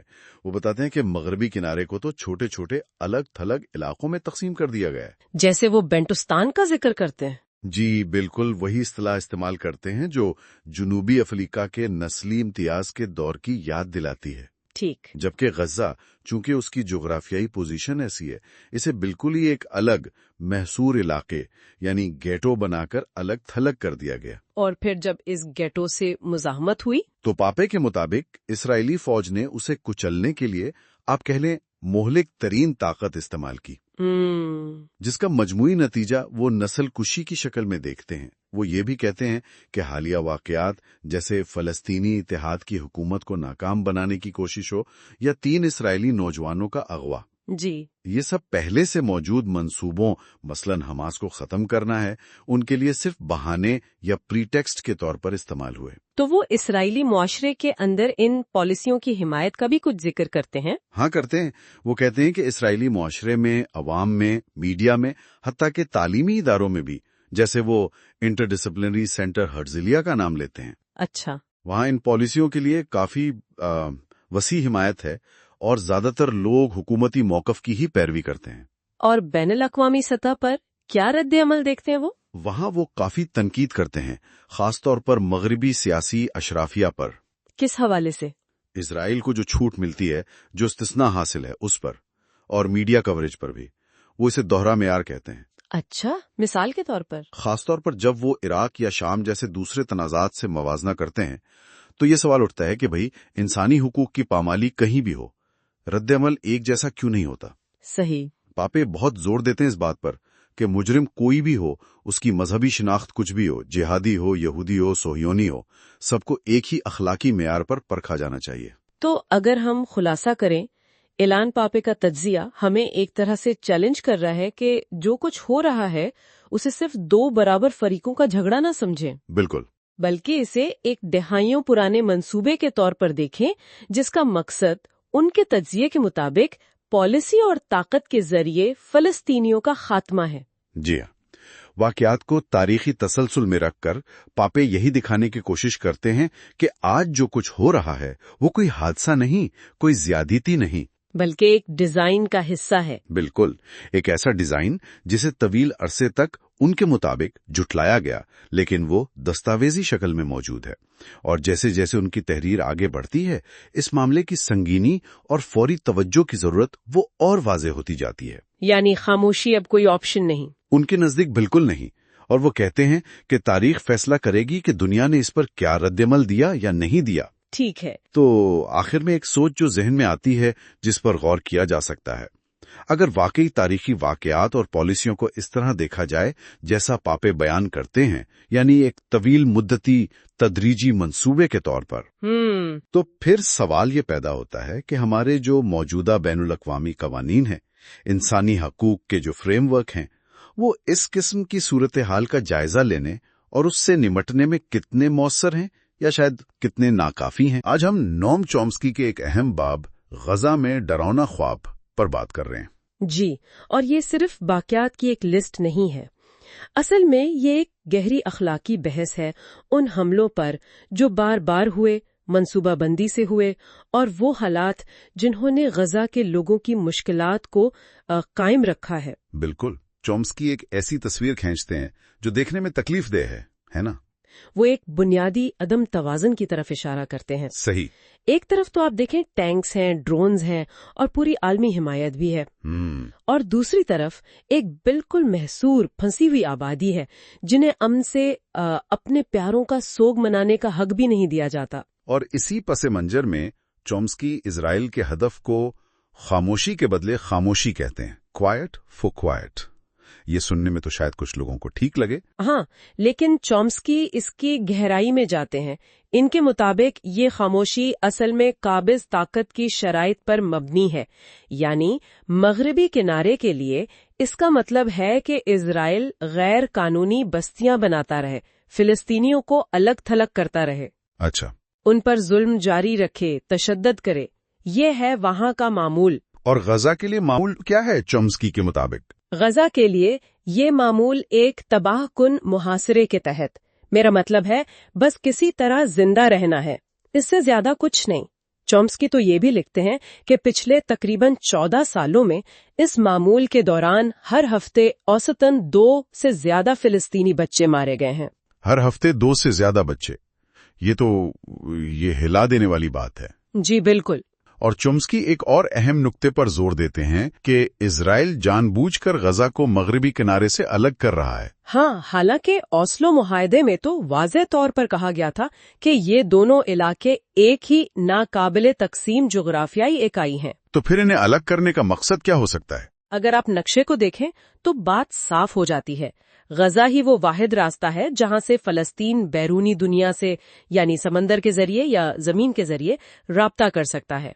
सही। तो चॉम्स्की दलील देते हैं कि इन्हें अलग करना दरअसल किसी भी काबिले अमल फलस्तीनी रियासत के इम्कान को ही खत्म करने की एक हिकमत अमली है। अच्छा। इसी सिलसिले में वो एरियल शरोन के एक करीबी साथी डो वेस्ग्लास का 2005 का वो मशहूर बयान भी याद दिलाते हैं। कौन सा बयान? जब गजा से यहूदी आबादकारों का इनखला हुआ था तो वेस्ग्लास में कहा था कि उसका असल मकसद फलस्तीनी रियासत के क़याम के अमल को गैर मुअय्यना मुद्दत तक मुंजमद करना है। और उन्होंने ये भी कहा था कि गजा वालों को गजा पर रखा जाएगा लेकिन भूख से मरने नहीं दिया जाएगा, यानी एक मुस्तकिल किस्म की महरूमी। यानी बस इतना कि वो जिंदा रहें लेकिन पनप ना सकें। बिल्कुल, एक मुनज़्ज़म हिकमत अमली के तहत उन्हें कमजोर रखना। इसी मायूसी की शायद अक्कासी होती है इंसानी हुकूक के वकील राजी सुरानी के अल्फाज में, जब उन्होंने कहा था कि गजा के लोग जंग बंदी के बाद पहले जैसे हालात में वापस जाने पर मौत को तरजीह देंगे। जी हाँ, क्योंकि उनके बकौल उस पिछली हालत में कोई वकार नहीं था। ये अल्फाज उस शदीद मायूसी को जाहिर करते हैं जो मुसलसल मुहासरे और बार बार के हमलों से पैदा होती है। और इसराइल इन हमलों को क्या कहता है? घास काटना। जी, मोइंग द लॉन। ये एक इंतहाई बेहिस इस्तिआरा है जो फलस्तीनी मुज़ाहमत को बस एक परेशानी समझता है जिसे वक्तन फवक्तन खत्म करना जरूरी है। ये नहीं देखता कि उसके पीछे गहरे सियासी मसाइल हैं। चॉम्स्की 2014 के ऑपरेशन प्रोटेक्टिव एज का भी जिक्र करते हैं। हाँ, वो ऑपरेशन जिसका जवाब 3 इस्राएली लड़कों के अगवा और कत्ल को बनाया गया था। जी, हालांकि चॉम्स्की लिखता है कि इसराइली हुक्काम को मुबैना तौर पर शुरू से ही पता था कि लड़के मर चुके हैं और ये कि हमास की मरकजी क़यादत इसमें मुलव्वस नहीं थी, लेकिन इसे एक बड़े हमले के बहाने के तौर पर इस्तेमाल किया गया। सारी सूरत हाल के जारी रहने में कलीदी समझते हैं। बिल्कुल, वो समझते हैं कि इस हिमायत के बगैर इसराइल के लिए ये पॉलिसियां जारी रखना बहुत मुश्किल होगा। तो क्या वो इस अमरीकी पॉलिसी में किसी तब्दीली का कोई इम्कान देखते हैं? वो कुछ उम्मीद अफजा इशारों का जिक्र जरूर करते हैं। एक तो अवामी राय में तब्दीली, खासतौर पर नौजवान नस्ल में, जो फलस्तीन के मामले पर ज्यादा हमदर्दाना नजरिया रखती है। अच्छा। दूसरा, वो अमरीकी कानून लही लॉ के मुमकिना इस्तेमाल की तरफ इशारा करते हैं। लहीला वो क्या है? ये एक अमेरिकी कानून है जो कहता है कि अगर किसी मुल्क की सिक्योरिटी फोर्सेस इंसानी हकूक की संगीन और मुसलसल खिलाफ वर्जियों में मुलव्विस हों तो उन्हें अमरीकी फौजी इमदाद नहीं मिलनी चाहिए। तो क्या ये कानून इसराइल पर लागू हो सकता? नजरियाती तौर पर तो हो सकता है, लेकिन चॉम्स्की भी मानते हैं कि इसका अमली इतलाक बहुत बहुत ज्यादा सियासी मामला है। इस पर अमल दरामद आसान नहीं है। तो खुलासा ये कि चॉम्स्की के नजदीक अगर अमेरिका अपनी ये गैर मुतजलजल हिमायत, खासतौर पर फौजी इमदाद, वापस ले ले तो शायद गजा में एक पायदार हल की तरफ बढ़ना मुमकिन हो। जी, एक ऐसा हल जो इस मुहासरे को खत्म करे, इन बार बार के हमलों को रोके, यही उनकी दलील का मरकजी नुक्ता है। ये किताब गजा में डरावना ख्वाब हमें मजबूर करती है कि हम वहां देखें जहां से हमें नजरें चुराने को कहा जाता है। सिर्फ जंग को नहीं, बल्कि दीवारों के पीछे, ड्रोन्स के साये में और खुद हिफाजती बयानियों की आड़ में एक पूरी कौम की जो सुस्त रफ्तार तबाही हो रही है, उसे देखें। चॉम्स्की के अल्फाज, जैसा आपने कहा, सियासत से आगे की बात करते हैं। वो जमीर पर दस्तक देते हैं। वो सवाल करते हैं कि हमारी खामोशी, हमारी बेअमली की कीमत क्या है। बिल्कुल, और वो ये भी वाज़ेह करते हैं कि ये कोई कुदरती आफत नहीं है, ये एक इंतखाब है, ये एक निज़ाम है जिससे चलाया जा रहा है, और निज़ामों को बदला भी जा सकता है, वो पत्थर पर लकीर नहीं होते। ये बहुत अहम नुक्ता है। एक आखिरी सवाल जो जहन में आता है गौर करने के लिए, चॉम्स्की ने अवामी राय में तब्दीली اور لیہی قانون کا ذکر کیا، لیکن کیا یہ عوامل واقعی دہائیوں پرانی امریکی خارجہ پالیسی اور اس سے جڑے جو گہرے مفادات ہیں ان پر غالب آ سکتے ہیں؟ کیا واقعی امریکی حمایت کے بغیر اتنی بڑی تبدیلی ممکن ہے؟ یہ ایک سوال ہے جس پر شاید سوچتے رہنا چاہیے۔ آج کی گفتگو میں خوش آمدید۔ آج ہم ایلان پاپے کی تحریر کے ایک اہم باب پر بات کر رہے ہیں۔ یہ باب فلسطین کے بارے میں ایک بہت پرانے ایک گہرے خیال کو چیلنج کرتا ہے، یعنی یہ جو سوچ ہے کہ زمین کی تقسیم یا علیحدہ ریاستیں بنانا کوئی منصفانہ یا قابل عمل حل ہے۔ جی ہاں، بالکل۔ پاپے کا بنیادی نقطہ ہی یہی ہے کہ یہ جو تقسیم کی تجویز ہے یہ کبھی غیر جانبدارانہ تھی ہی نہیں۔ ان کے مطابق شروع سے ہی اس کا مقصد تھا نوآبادیاتی قبضے کو قانونی شکل دینا، اچھا، اور ساتھ ہی فلسطینی آبادی کو تقسیم کرنا، انہیں کمزور کرنا۔ تو یہ امن سے زیادہ کنٹرول کا ایک ذریعہ رہا ہے۔ تو آج ہماری کوشش یہی ہوگی کہ پاپے کے دلائل کو سمجھیں کہ کیسے ان کے خیال میں یہ تقسیم کا نظریہ تاریخی اور اخلاقی طور پر ناکام ہے۔ وہ کہتے ہیں کہ یہ انصاف کو نظر انداز کرتا ہے، تاریخ کے کچھ اہم پہلوؤں کو دباتا ہے اور سفارتکاری کی آڑ میں عدم مساوات کو قائم رکھتا ہے۔ جی، یہ صرف پالیسی کی ناکامی نہیں ہے، وہ اسے بنیادی انسانیت اور برابری کے خلاف دیکھتے ہیں۔ تو آئیے اس پر ذرا تفصیل سے بات کرتے ہیں۔ پاپے اپنی بات سمجھانے کے لیے ایک دلچسپ مثال استعمال کرتے ہیں۔ اچھا، ایک یہودی کہاوت کا حوالہ دیتے ہیں کہ جیسے کوئی اپنی کھوئی ہوئی چابی وہاں ڈھونڈے جہاں روشنی ہو، بجائے اس کے کہ جہاں وہ گری تھی۔ جی سنا ہے۔ تو وہ کہتے ہیں کہ یہ نام نہاد امن عمل اور خاص طور پہ یہ دو ریاستی حل پر سارا زور، یہ بالکل ایسا ہی ہے، روشنی میں چابی ڈھونڈنے جیسا، جبکہ اصل مسئلہ اندھیرے میں ہے۔ بالکل۔ اور ان کے نزدیک وہ اندھیرا، وہ اصل مسئلہ یہ ہے کہ یہ تنازع بنیادی طور پر 19ویں صدی کے آخر میں شروع ہونے والی ایک آبادکار نوآبادیاتی تحریک یعنی صہیونیت اور وہاں کی مقامی فلسطینی آبادی کے درمیان ایک کشمکش ہے۔ پاپے کے مطابق اس تحریک کا مقصد ہی شروع سے یہ تھا کہ زیادہ سے زیادہ فلسطینی زمین پر کم سے کم فلسطینیوں کے ساتھ قبضہ کیا جائے۔ تو یہ تقسیم کا خیال اسی منصوبے کا حصہ تھا پھر؟ جی، اسی نوآبادیاتی منصوبے کے حصے کے طور پر یہ سامنے آیا، یہ کوئی باہر سے نہیں آیا۔ اچھا، یہ اہم نقطہ ہے۔ پاپے ابتدائی سیونی رہنماؤں کا ذکر کیسے کرتے ہیں، بن گوریون وغیرہ کا؟ وہ بتاتے ہیں کہ بن گوریون جیسے رہنما بہت عملیت پسند تھے۔ ان کا مقصد تھا فلسطین پر آہستہ آہستہ قبضہ کرنا اور یہودی آبادی کی اکثریت کو یقینی بنانا۔ تو جب یہودی اقلیت میں تھے تب تقسیم کی تجویز اس لیے دی گئی تاکہ کچھ علاقوں میں ان کا غلبہ ہو سکے، اس امید پر کہ آگے چل کر مزید زمین ملے گی۔ لیکن جب زمین خریدنے جیسے طریقے پاپے کے مطابق وہ کام نہیں آئے تو پھر کیا ہوا؟ تو پاپے دلیل دیتے ہیں کہ 1948 میں طاقت کے ذریعے آبادیاتی توازن کو آپ کہہ لیں یکسر بدلنے کے لیے ایک منظم منصوبہ بنایا گیا، جی، جسے وہ نسلی تطہیر یعنی ایتھنک کلینزنگ کہتے ہیں۔ یہ ایک سنگین اصطلاح ہے، لیکن ان کے تجزیے کا یہ مرکزی حصہ ہے۔ اچھا، ان کے مطابق اسی آپریشن کے نتیجے میں پھر مغربی کنارہ اور غزہ کی پٹی وجود میں آئیں۔ یہ وہ علاقے تھے جو سیونی منصوبے سے بچ گئے تھے۔ اور پھر 1967 کی جنگ آتی ہے۔ اس نے تو صورتحال کو اور بھی پیچیدہ کر دیا۔ پاپے کے مطابق اس وقت اسرائیلی قیادت نے کیا اہم فیصلے کیے؟ جی، 1967 کے بعد اسرائیلی حکومت، جس میں تقریباً تمام نظریاتی دھڑے شامل تھے، انہوں نے بنیادی طور پر 3 فیصلے کیے جو آج تک صورتحال پر اثر انداز ہیں۔ وہ کیا تھے؟ پہلا یہ کہ مقبوضہ علاقے یعنی مغربی کنارہ اور غزہ، وہاں کی آبادی کو بڑے پیمانے پر نکالا نہیں جائے گا، شاید فوجی یا بین الاقوامی وجوہات کی بنا پر۔ ٹھیک ہے۔ دوسرا، ان علاقوں کو باضابطہ طور پر اسرائیل میں ضم یعنی اینیکس نہیں کیا جائے گا، لیکن ان پر فوجی قبضہ غیر معینہ مدت تک رہے گا، یعنی ڈی فیکٹو کنٹرول، ڈی جور الحاق نہیں۔ اور تیسرا فیصلہ، وہ تو خاصا اہم لگتا ہے۔ تیسرا اور شاید سب سے اہم وہ یہ تھا کہ ان مقبوضہ علاقوں میں جو فلسطینی آبادی رہ رہی ہے انہیں اسرائیلی شہریت اور برابر کے حقوق نہیں دیے جائیں گے۔ اچھا، تاکہ اسرائیل کے اندر یہودی آبادی کی اکثریت برقرار رہے۔ تو پاپے کے مطابق یہ تینوں فیصلے مل کر وہ حقیقت بناتے ہیں جسے وہ میگا جیل کہتے ہیں۔ جی بالکل، میگا جیل۔ یہ تو بڑا چونکا دینے والا تصور ہے، اس کی وضاحت کریں گے؟ مطلب جب زمین آپ کے قبضے میں ہے لیکن آپ وہاں کے لوگوں کو نہ نکالتے ہیں نہ برابر کا شہری مانتے ہیں تو نتیجہ ایک قید خانہ ہی ہوتا ہے نا؟ جی پاپے کہتے ہیں کہ اس میگا جیل کے پھر دو ماڈل سامنے آئے۔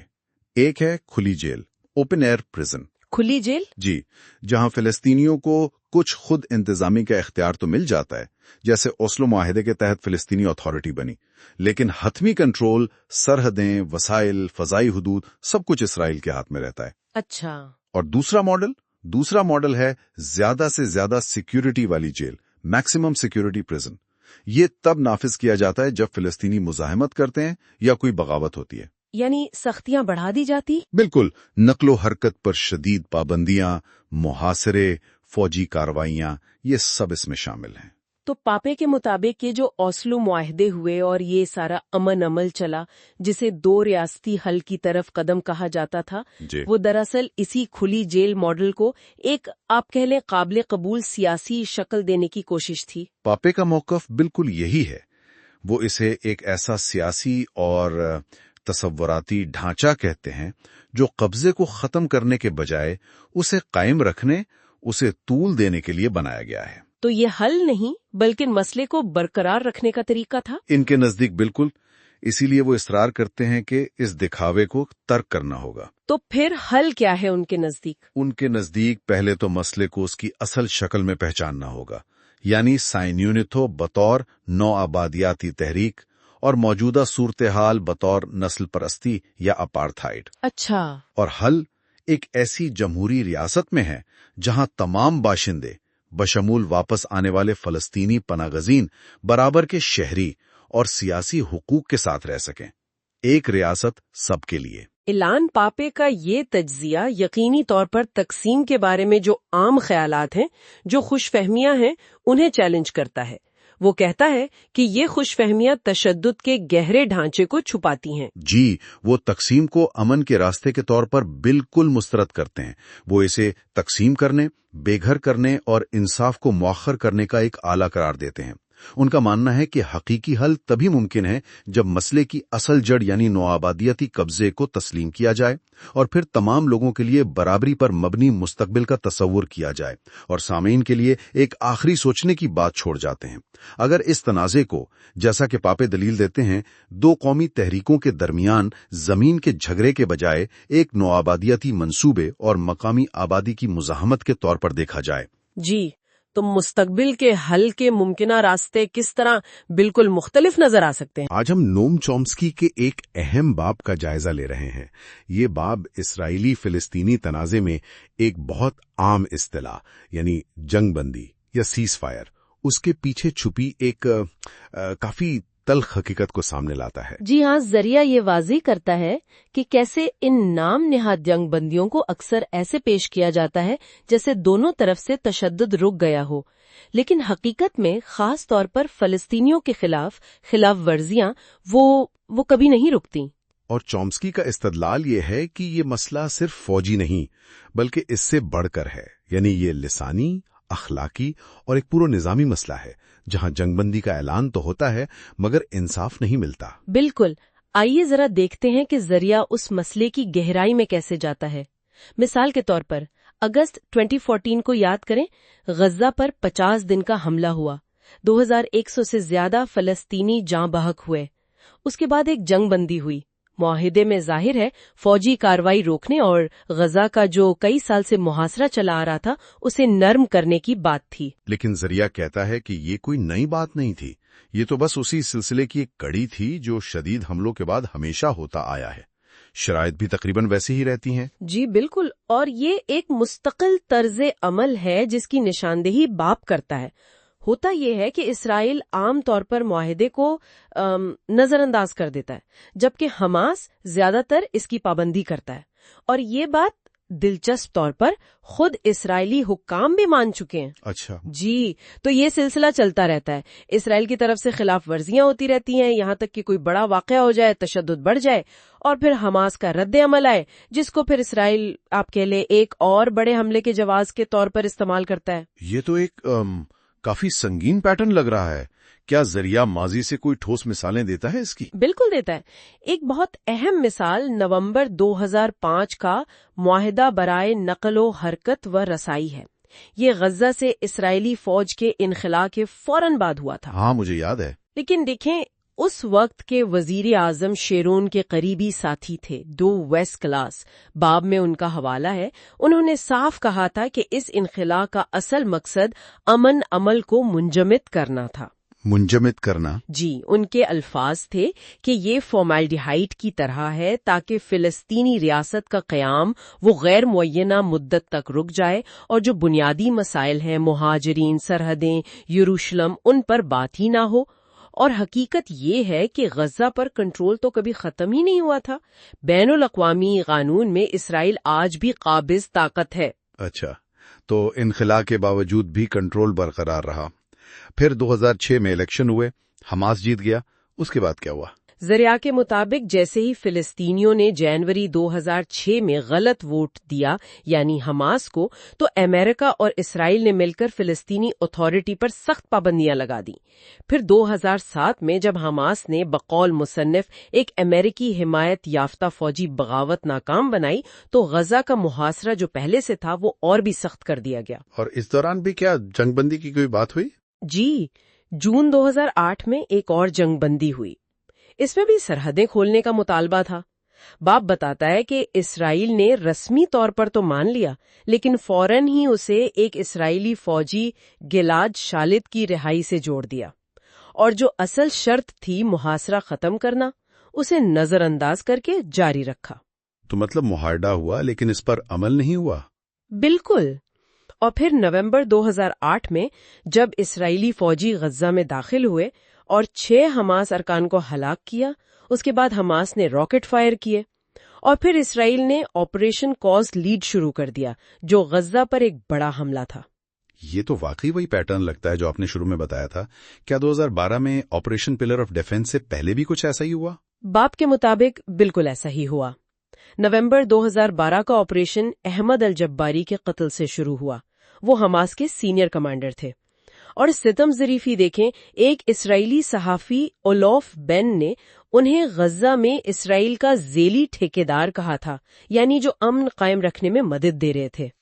अच्छा, ये तो अजीब बात है। जी, और इससे भी ज्यादा चौंकाने वाली बात यह है कि एक इस्राएली अमन कारकुन है ग्योर्शन बोस्किन, उनका हवाला भी है बाब में। उन्होंने बताया कि अल जुबारी को कत्ल होने से सिर्फ चंद घंटे पहले इसराइल के साथ एक तवील मुद्दती जंगबंदी मुआहदे का मसवदा मिला था। क्या मतलब? वो अमन मुआहदे पर काम कर रहे थे और उन्हें? जी, जरिया तो यही बताता है। ये तो वाकई। खैर, तो इस 2012 वाली जंगबंदी का क्या अंजाम हुआ? उसके बाद भी वही हुआ। इंटरनेशनल क्राइसिस ग्रुप के नाथन थ्राल का हवाला है बाब में। वो कहते हैं कि इस्राएली इंटेलिजेंस ने खुद माना कि हमास मुआहदे की पाबंदी कर रहा था, लेकिन इसराइल ने अपना हिस्सा पूरा करने में कोई खास दिलचस्पी नहीं दिखाई। यानी सरहद पार किसानों पर माही गिरोह पर फायरिंग जारी रही, बफर जोन फिर से नाफिज कर दिया गया, गज्जा में सामान की दरामद कम कर दी गई। और फिर आया 2014 का ऑपरेशन प्रोटेक्टिव एज। इसका क्या पस मंजर था बाप के मुताबिक? अप्रैल 2014 में फतह और हमास के दरमियान एक इत्तेहादी हुकूमत का मुआहदा हुआ। इसराइल इस पर सख्त नाराज हुआ, क्योंकि बाप दलील देता है कि ये इसराइल की उस पॉलिसी के खिलाफ था कि गज्जा और मगरबी किनारे को अलग रखा जाए, जो खुद ओस्लो मुआहदे की खिलाफ वर्जी है। अच्छा। फिर मगरबी किनारे में 3 इसराइली लड़कों का अगवा और कत्ल हुआ। बाद में इल्जाम एक ऐसे ग्रुप पर लगा जो हमास क़यादत से बराह रास्त मुंसलिक नहीं था, लेकिन इसराइल ने इसे बहाना बनाकर मगरबी किनारे में बड़ा क्रैकडाउन किया। इस कार्रवाई ने एक तरह से फिलिस्तीनी इत्तेहाद को कमजोर किया और आखिरकार हमास के रॉकेट हमलों को हवा दी, जिन्हें फिर इसराइल ने ऑपरेशन प्रोटेक्टिव एज का जवाब बनाया। तो ये बाप बुनियादी तौर पर इस जुबान पर ही तनकीद कर रहा है जो जबर को, कंट्रोल को अमन साजी या जंगबंदी का नाम दे देती है। बिल्कुल। चॉम्स्की बहुत वाज़ेह तौर पर यह कहते हैं कि जब तक हम इन चीजों का सामना नहीं करते, मीडिया में, सियासत में, अपने जहनों में जो गलत फहमियां हैं, तब तक कोई जंगबंदी हकीकी मानों में कामयाब नहीं हो सकती। اصل ضرورت صرف یہ نہیں کہ گولی چلنا بند ہو جائے، بلکہ وہ جو بنیادی ناانصافی ہے، اسٹرکچرل ناانصافی، جیسے غزہ کا محاصرہ یا فلسطینی علاقوں کو الگ رکھنے کی پالیسی، اس کو ختم کرنے کی ہے۔ صحیح، یعنی اصل امن فائر بندی کے کاغذ پر دستخط سے نہیں آتا، بلکہ ان بنیادی مسائل کو حل کرنے سے آتا ہے جنہیں اکثر نظر انداز کر دیا جاتا ہے۔ جی ہاں، بالکل، جیسا کہ باب کے آخر میں پیغام بالکل واضح ہو جاتا ہے، حقیقی امن وہیں سے شروع ہوتا ہے جہاں سچ بولا جائے، سچائی سے منہ نہ موڑا جائے۔ یہ واقعی ایک غور طلب نکتہ ہے۔ اگر یہ جنگ بندیوں کا چکر جیسا اس ذریعے میں بیان کیا گیا ہے، یہ اسی طرح چلتا رہتا ہے اور زمین پر حقائق بدلنے کی پالیسیاں جیسے مغربی کنارے میں نئی بستیاں بسانا وہ بھی جاری رہتی ہیں، تو پھر مستقبل میں اس خطے کی حقیقت کیا شکل اختیار کرے گی؟ یہ ایک سوال ہے جس پر سوچنا چاہیے۔ شروع کرنے سے پہلے ایک چھوٹی سی گزارش ہے، اگر آپ کو ان ویڈیوز سے کچھ فائدہ ہوا ہے تو پلیز لائک، شیئر اور سبسکرائب ضرور کریں۔ آپ سپر تھینکس کے ذریعے یا چینل ممبر بن کر یا پھر جیز کیش یا راست آئی ڈی سے بھی ہماری مدد کر سکتے ہیں۔ سچ پوچھیں تو ان ویڈیوز پر کافی محنت لگتی ہے، پہلے اصلی متن ڈھونڈنا، پھر اسکرپٹ لکھنا، اسے ایڈٹ کرنا، پھر پریمیم اے آئی وائس اوور ٹولز کا استعمال، اور سب سے بڑھ کر جو پیچیدہ خیالات ہیں انہیں آسان لفظوں میں سمجھانے کے لیے وقت اور سوچ دینا۔ تو آپ کے وقت، آپ کی دلچسپی اور اس پورے سفر میں آپ کے ساتھ کا بہت شکریہ۔ اچھا، اب چلتے ہیں اس کتاب کے آخری باب کی طرف۔ اقوام متحدہ سے خطاب میں نوام چومسکی نے وہ صرف سفارتکاروں یا مندوبین سے نہیں بلکہ یوں سمجھے کہ پوری دنیا سے بات کر رہے ہیں۔ وہ قبضے کی جو تلخ حقیقتیں ہیں، بین الاقوامی برادری کی ناکامی مطلب اپنے ہی قانون پر عمل نہ کرنا، اور پھر عمل کرنے کی جو فوری اخلاقی ذمہ داری ہے، اس سب کا خاکہ پیش کرتے ہیں۔ اور یہ خطاب صرف سیاسی نہیں ہے، یہ اصولی موقف ہے، غیر جانبداری نہیں، سچائی، جیو پالیٹکس نہیں، انصاف کا مطالبہ۔ آئیے اس کا گہرائی سے جائزہ لیں۔ تو بنیادی نقطہ چومسکی کے مطابق یہ ہے کہ اسرائیل فلسطین تنازع کا جو سفارتی حل ہے، خاص طور پر دو ریاستی حل، وہ تو پچھلے 40 سال سے واضح ہے۔ وہ جنوری 1976 کی اقوام متحدہ کی سلامتی کونسل کی قرارداد کا حوالہ دیتے ہیں، جس میں بین الاقوامی طور پر تسلیم شدہ سرحدوں پر دو ریاستوں کا مطالبہ تھا اور دونوں کے امن و سلامتی کی ضمانت بھی۔ بالکل، اور یہاں جو چیز دلچسپ ہے جو چومسکی نمایاں کرتی ہیں وہ ایک مستقل پیٹرن ہے۔ یہ 1976 والی قرارداد امریکہ نے ویٹو کر دی تھی اور چومسکی کے مطابق یہ سلسلہ تو چلتا ہی رہا ہے۔ امریکی ویٹو اکثر اس حل کو روکتا ہے اور ایک طرح سے اسے تاریخ سے مٹا بھی دیتا ہے۔ جیسے وہ ہے ہی نہیں۔ جی، اور اس کی تازہ مثال وہ 2011 میں اوباما انتظامیہ کا ویٹو تھا، ہے نا؟ ایک قرارداد تھی جس میں بستیوں کی توسیع روکنے کا مطالبہ تھا، جو کہ امریکی پالیسی بھی تھی۔ لیکن چومسکی کہتی ہیں کہ مسئلہ صرف توسیع کا نہیں بلکہ خود بستیوں کا وجود ہے، وہ تو انفراسٹرکچر سمیت غیر قانونی ہے۔ بالکل، یہ نقطہ اہم ہے، اور وہ غزہ پر خاص طور پر توجہ دیتے ہیں پچھلی دہائی کے واقعات کو دیکھتے ہوئے۔ ایک پیٹرن بتاتے ہیں کہ جنگ بندی ہوتی ہے، اسرائیل اسے نظر انداز کر دیتا ہے، ناکہ بندی، تشدد جاری رکھتا ہے۔ حماس جنگ بندی کا احترام کرتی ہے، یہ اسرائیل بھی مانتا ہے، جب تک کہ کوئی اسرائیلی اشتعال انگیزی نہ ہو جس پر حماس رد عمل دے، اور پھر اسرائیل جسے وہ گھاس کاٹنا کہتے ہیں، مطلب ملٹری ایکشن، اس کا ایک اور دور شروع کر دیتا ہے، ہر بار پہلے سے زیادہ شدید۔ جی، وہ نومبر 2005 کے نقل و حرکت اور رسائی معاہدے کا بھی ذکر کرتی ہیں۔ ہاں، وہ agreement on movement and access. جی، جس میں رفح کراسنگ کھولنے، سامان اور لوگوں کی آمد و رفت اور غزہ میں بندرگاہ اور ہوائی اڈے کی تعمیر کا مطالبہ تھا، اور یہ شرائط بعد کی جنگ بندیوں میں بھی دہرائی گئیں۔ اور اس 2005 کے معاہدے کا وقت بھی اہم ہے، یہ غزہ سے اسرائیل کے انخلا کے فوراً بعد ہوا تھا۔ اگرچہ اسے امن کی کوشش کہا گیا، چومسکی ڈووی ویسکلاس کا حوالہ دیتی ہیں جو اس وقت شیرون کے قریبی ساتھی تھے۔ اچھا، کہ اصل مقصد امن کے عمل کو منجمد کرنا تھا تاکہ فلسطینی ریاست نہ بن سکے۔ اچھا، یہ تو بڑا سنگین الزام ہے۔ جی، اور وہ مزید کہتی ہیں کہ اسرائیل غزہ اور مغربی کنارے کو الگ کرنے پر تلا ہوا تھا، جو اوسلو معاہدوں کی خلاف ورزی تھی۔ مقصد یہ تھا کہ مغربی کنارے کی کسی بھی ممکنہ خود مختاری کو محدود کیا جائے، کیونکہ غزہ ہی فلسطین کا باہر کی دنیا سے واحد راستہ ہے۔ چومسکی ان واقعات پر بھی روشنی ڈالتے ہیں جنہوں نے کشیدگی بڑھائی، جیسے 2006 کے فلسطینی انتخابات جس میں حماس جیتی۔ امریکہ اور اسرائیل نے نتیجہ مسترد کیا، فلسطینیوں کو سزا دی اور مبینہ طور پر حماس حکومت گرانے کے لیے فوجی بغاوت کی کوشش کی۔ اور پھر 2007 میں حماس نے وہ کوشش ناکام بنا دی اور غزہ کا کنٹرول سنبھال لیا۔ اس واقعے کو مغرب میں اکثر غلط انداز میں پیش کیا جاتا ہے نا؟ جی ہاں، بالکل۔ پھر چومسکی اس عام خیال کو بھی چیلنج کرتی ہیں کہ بس دو ہی آپشن ہیں، دو ریاستی حل یا پھر ایک ریاست جس میں اسرائیل کو آبادی کا مسئلہ ہوگا۔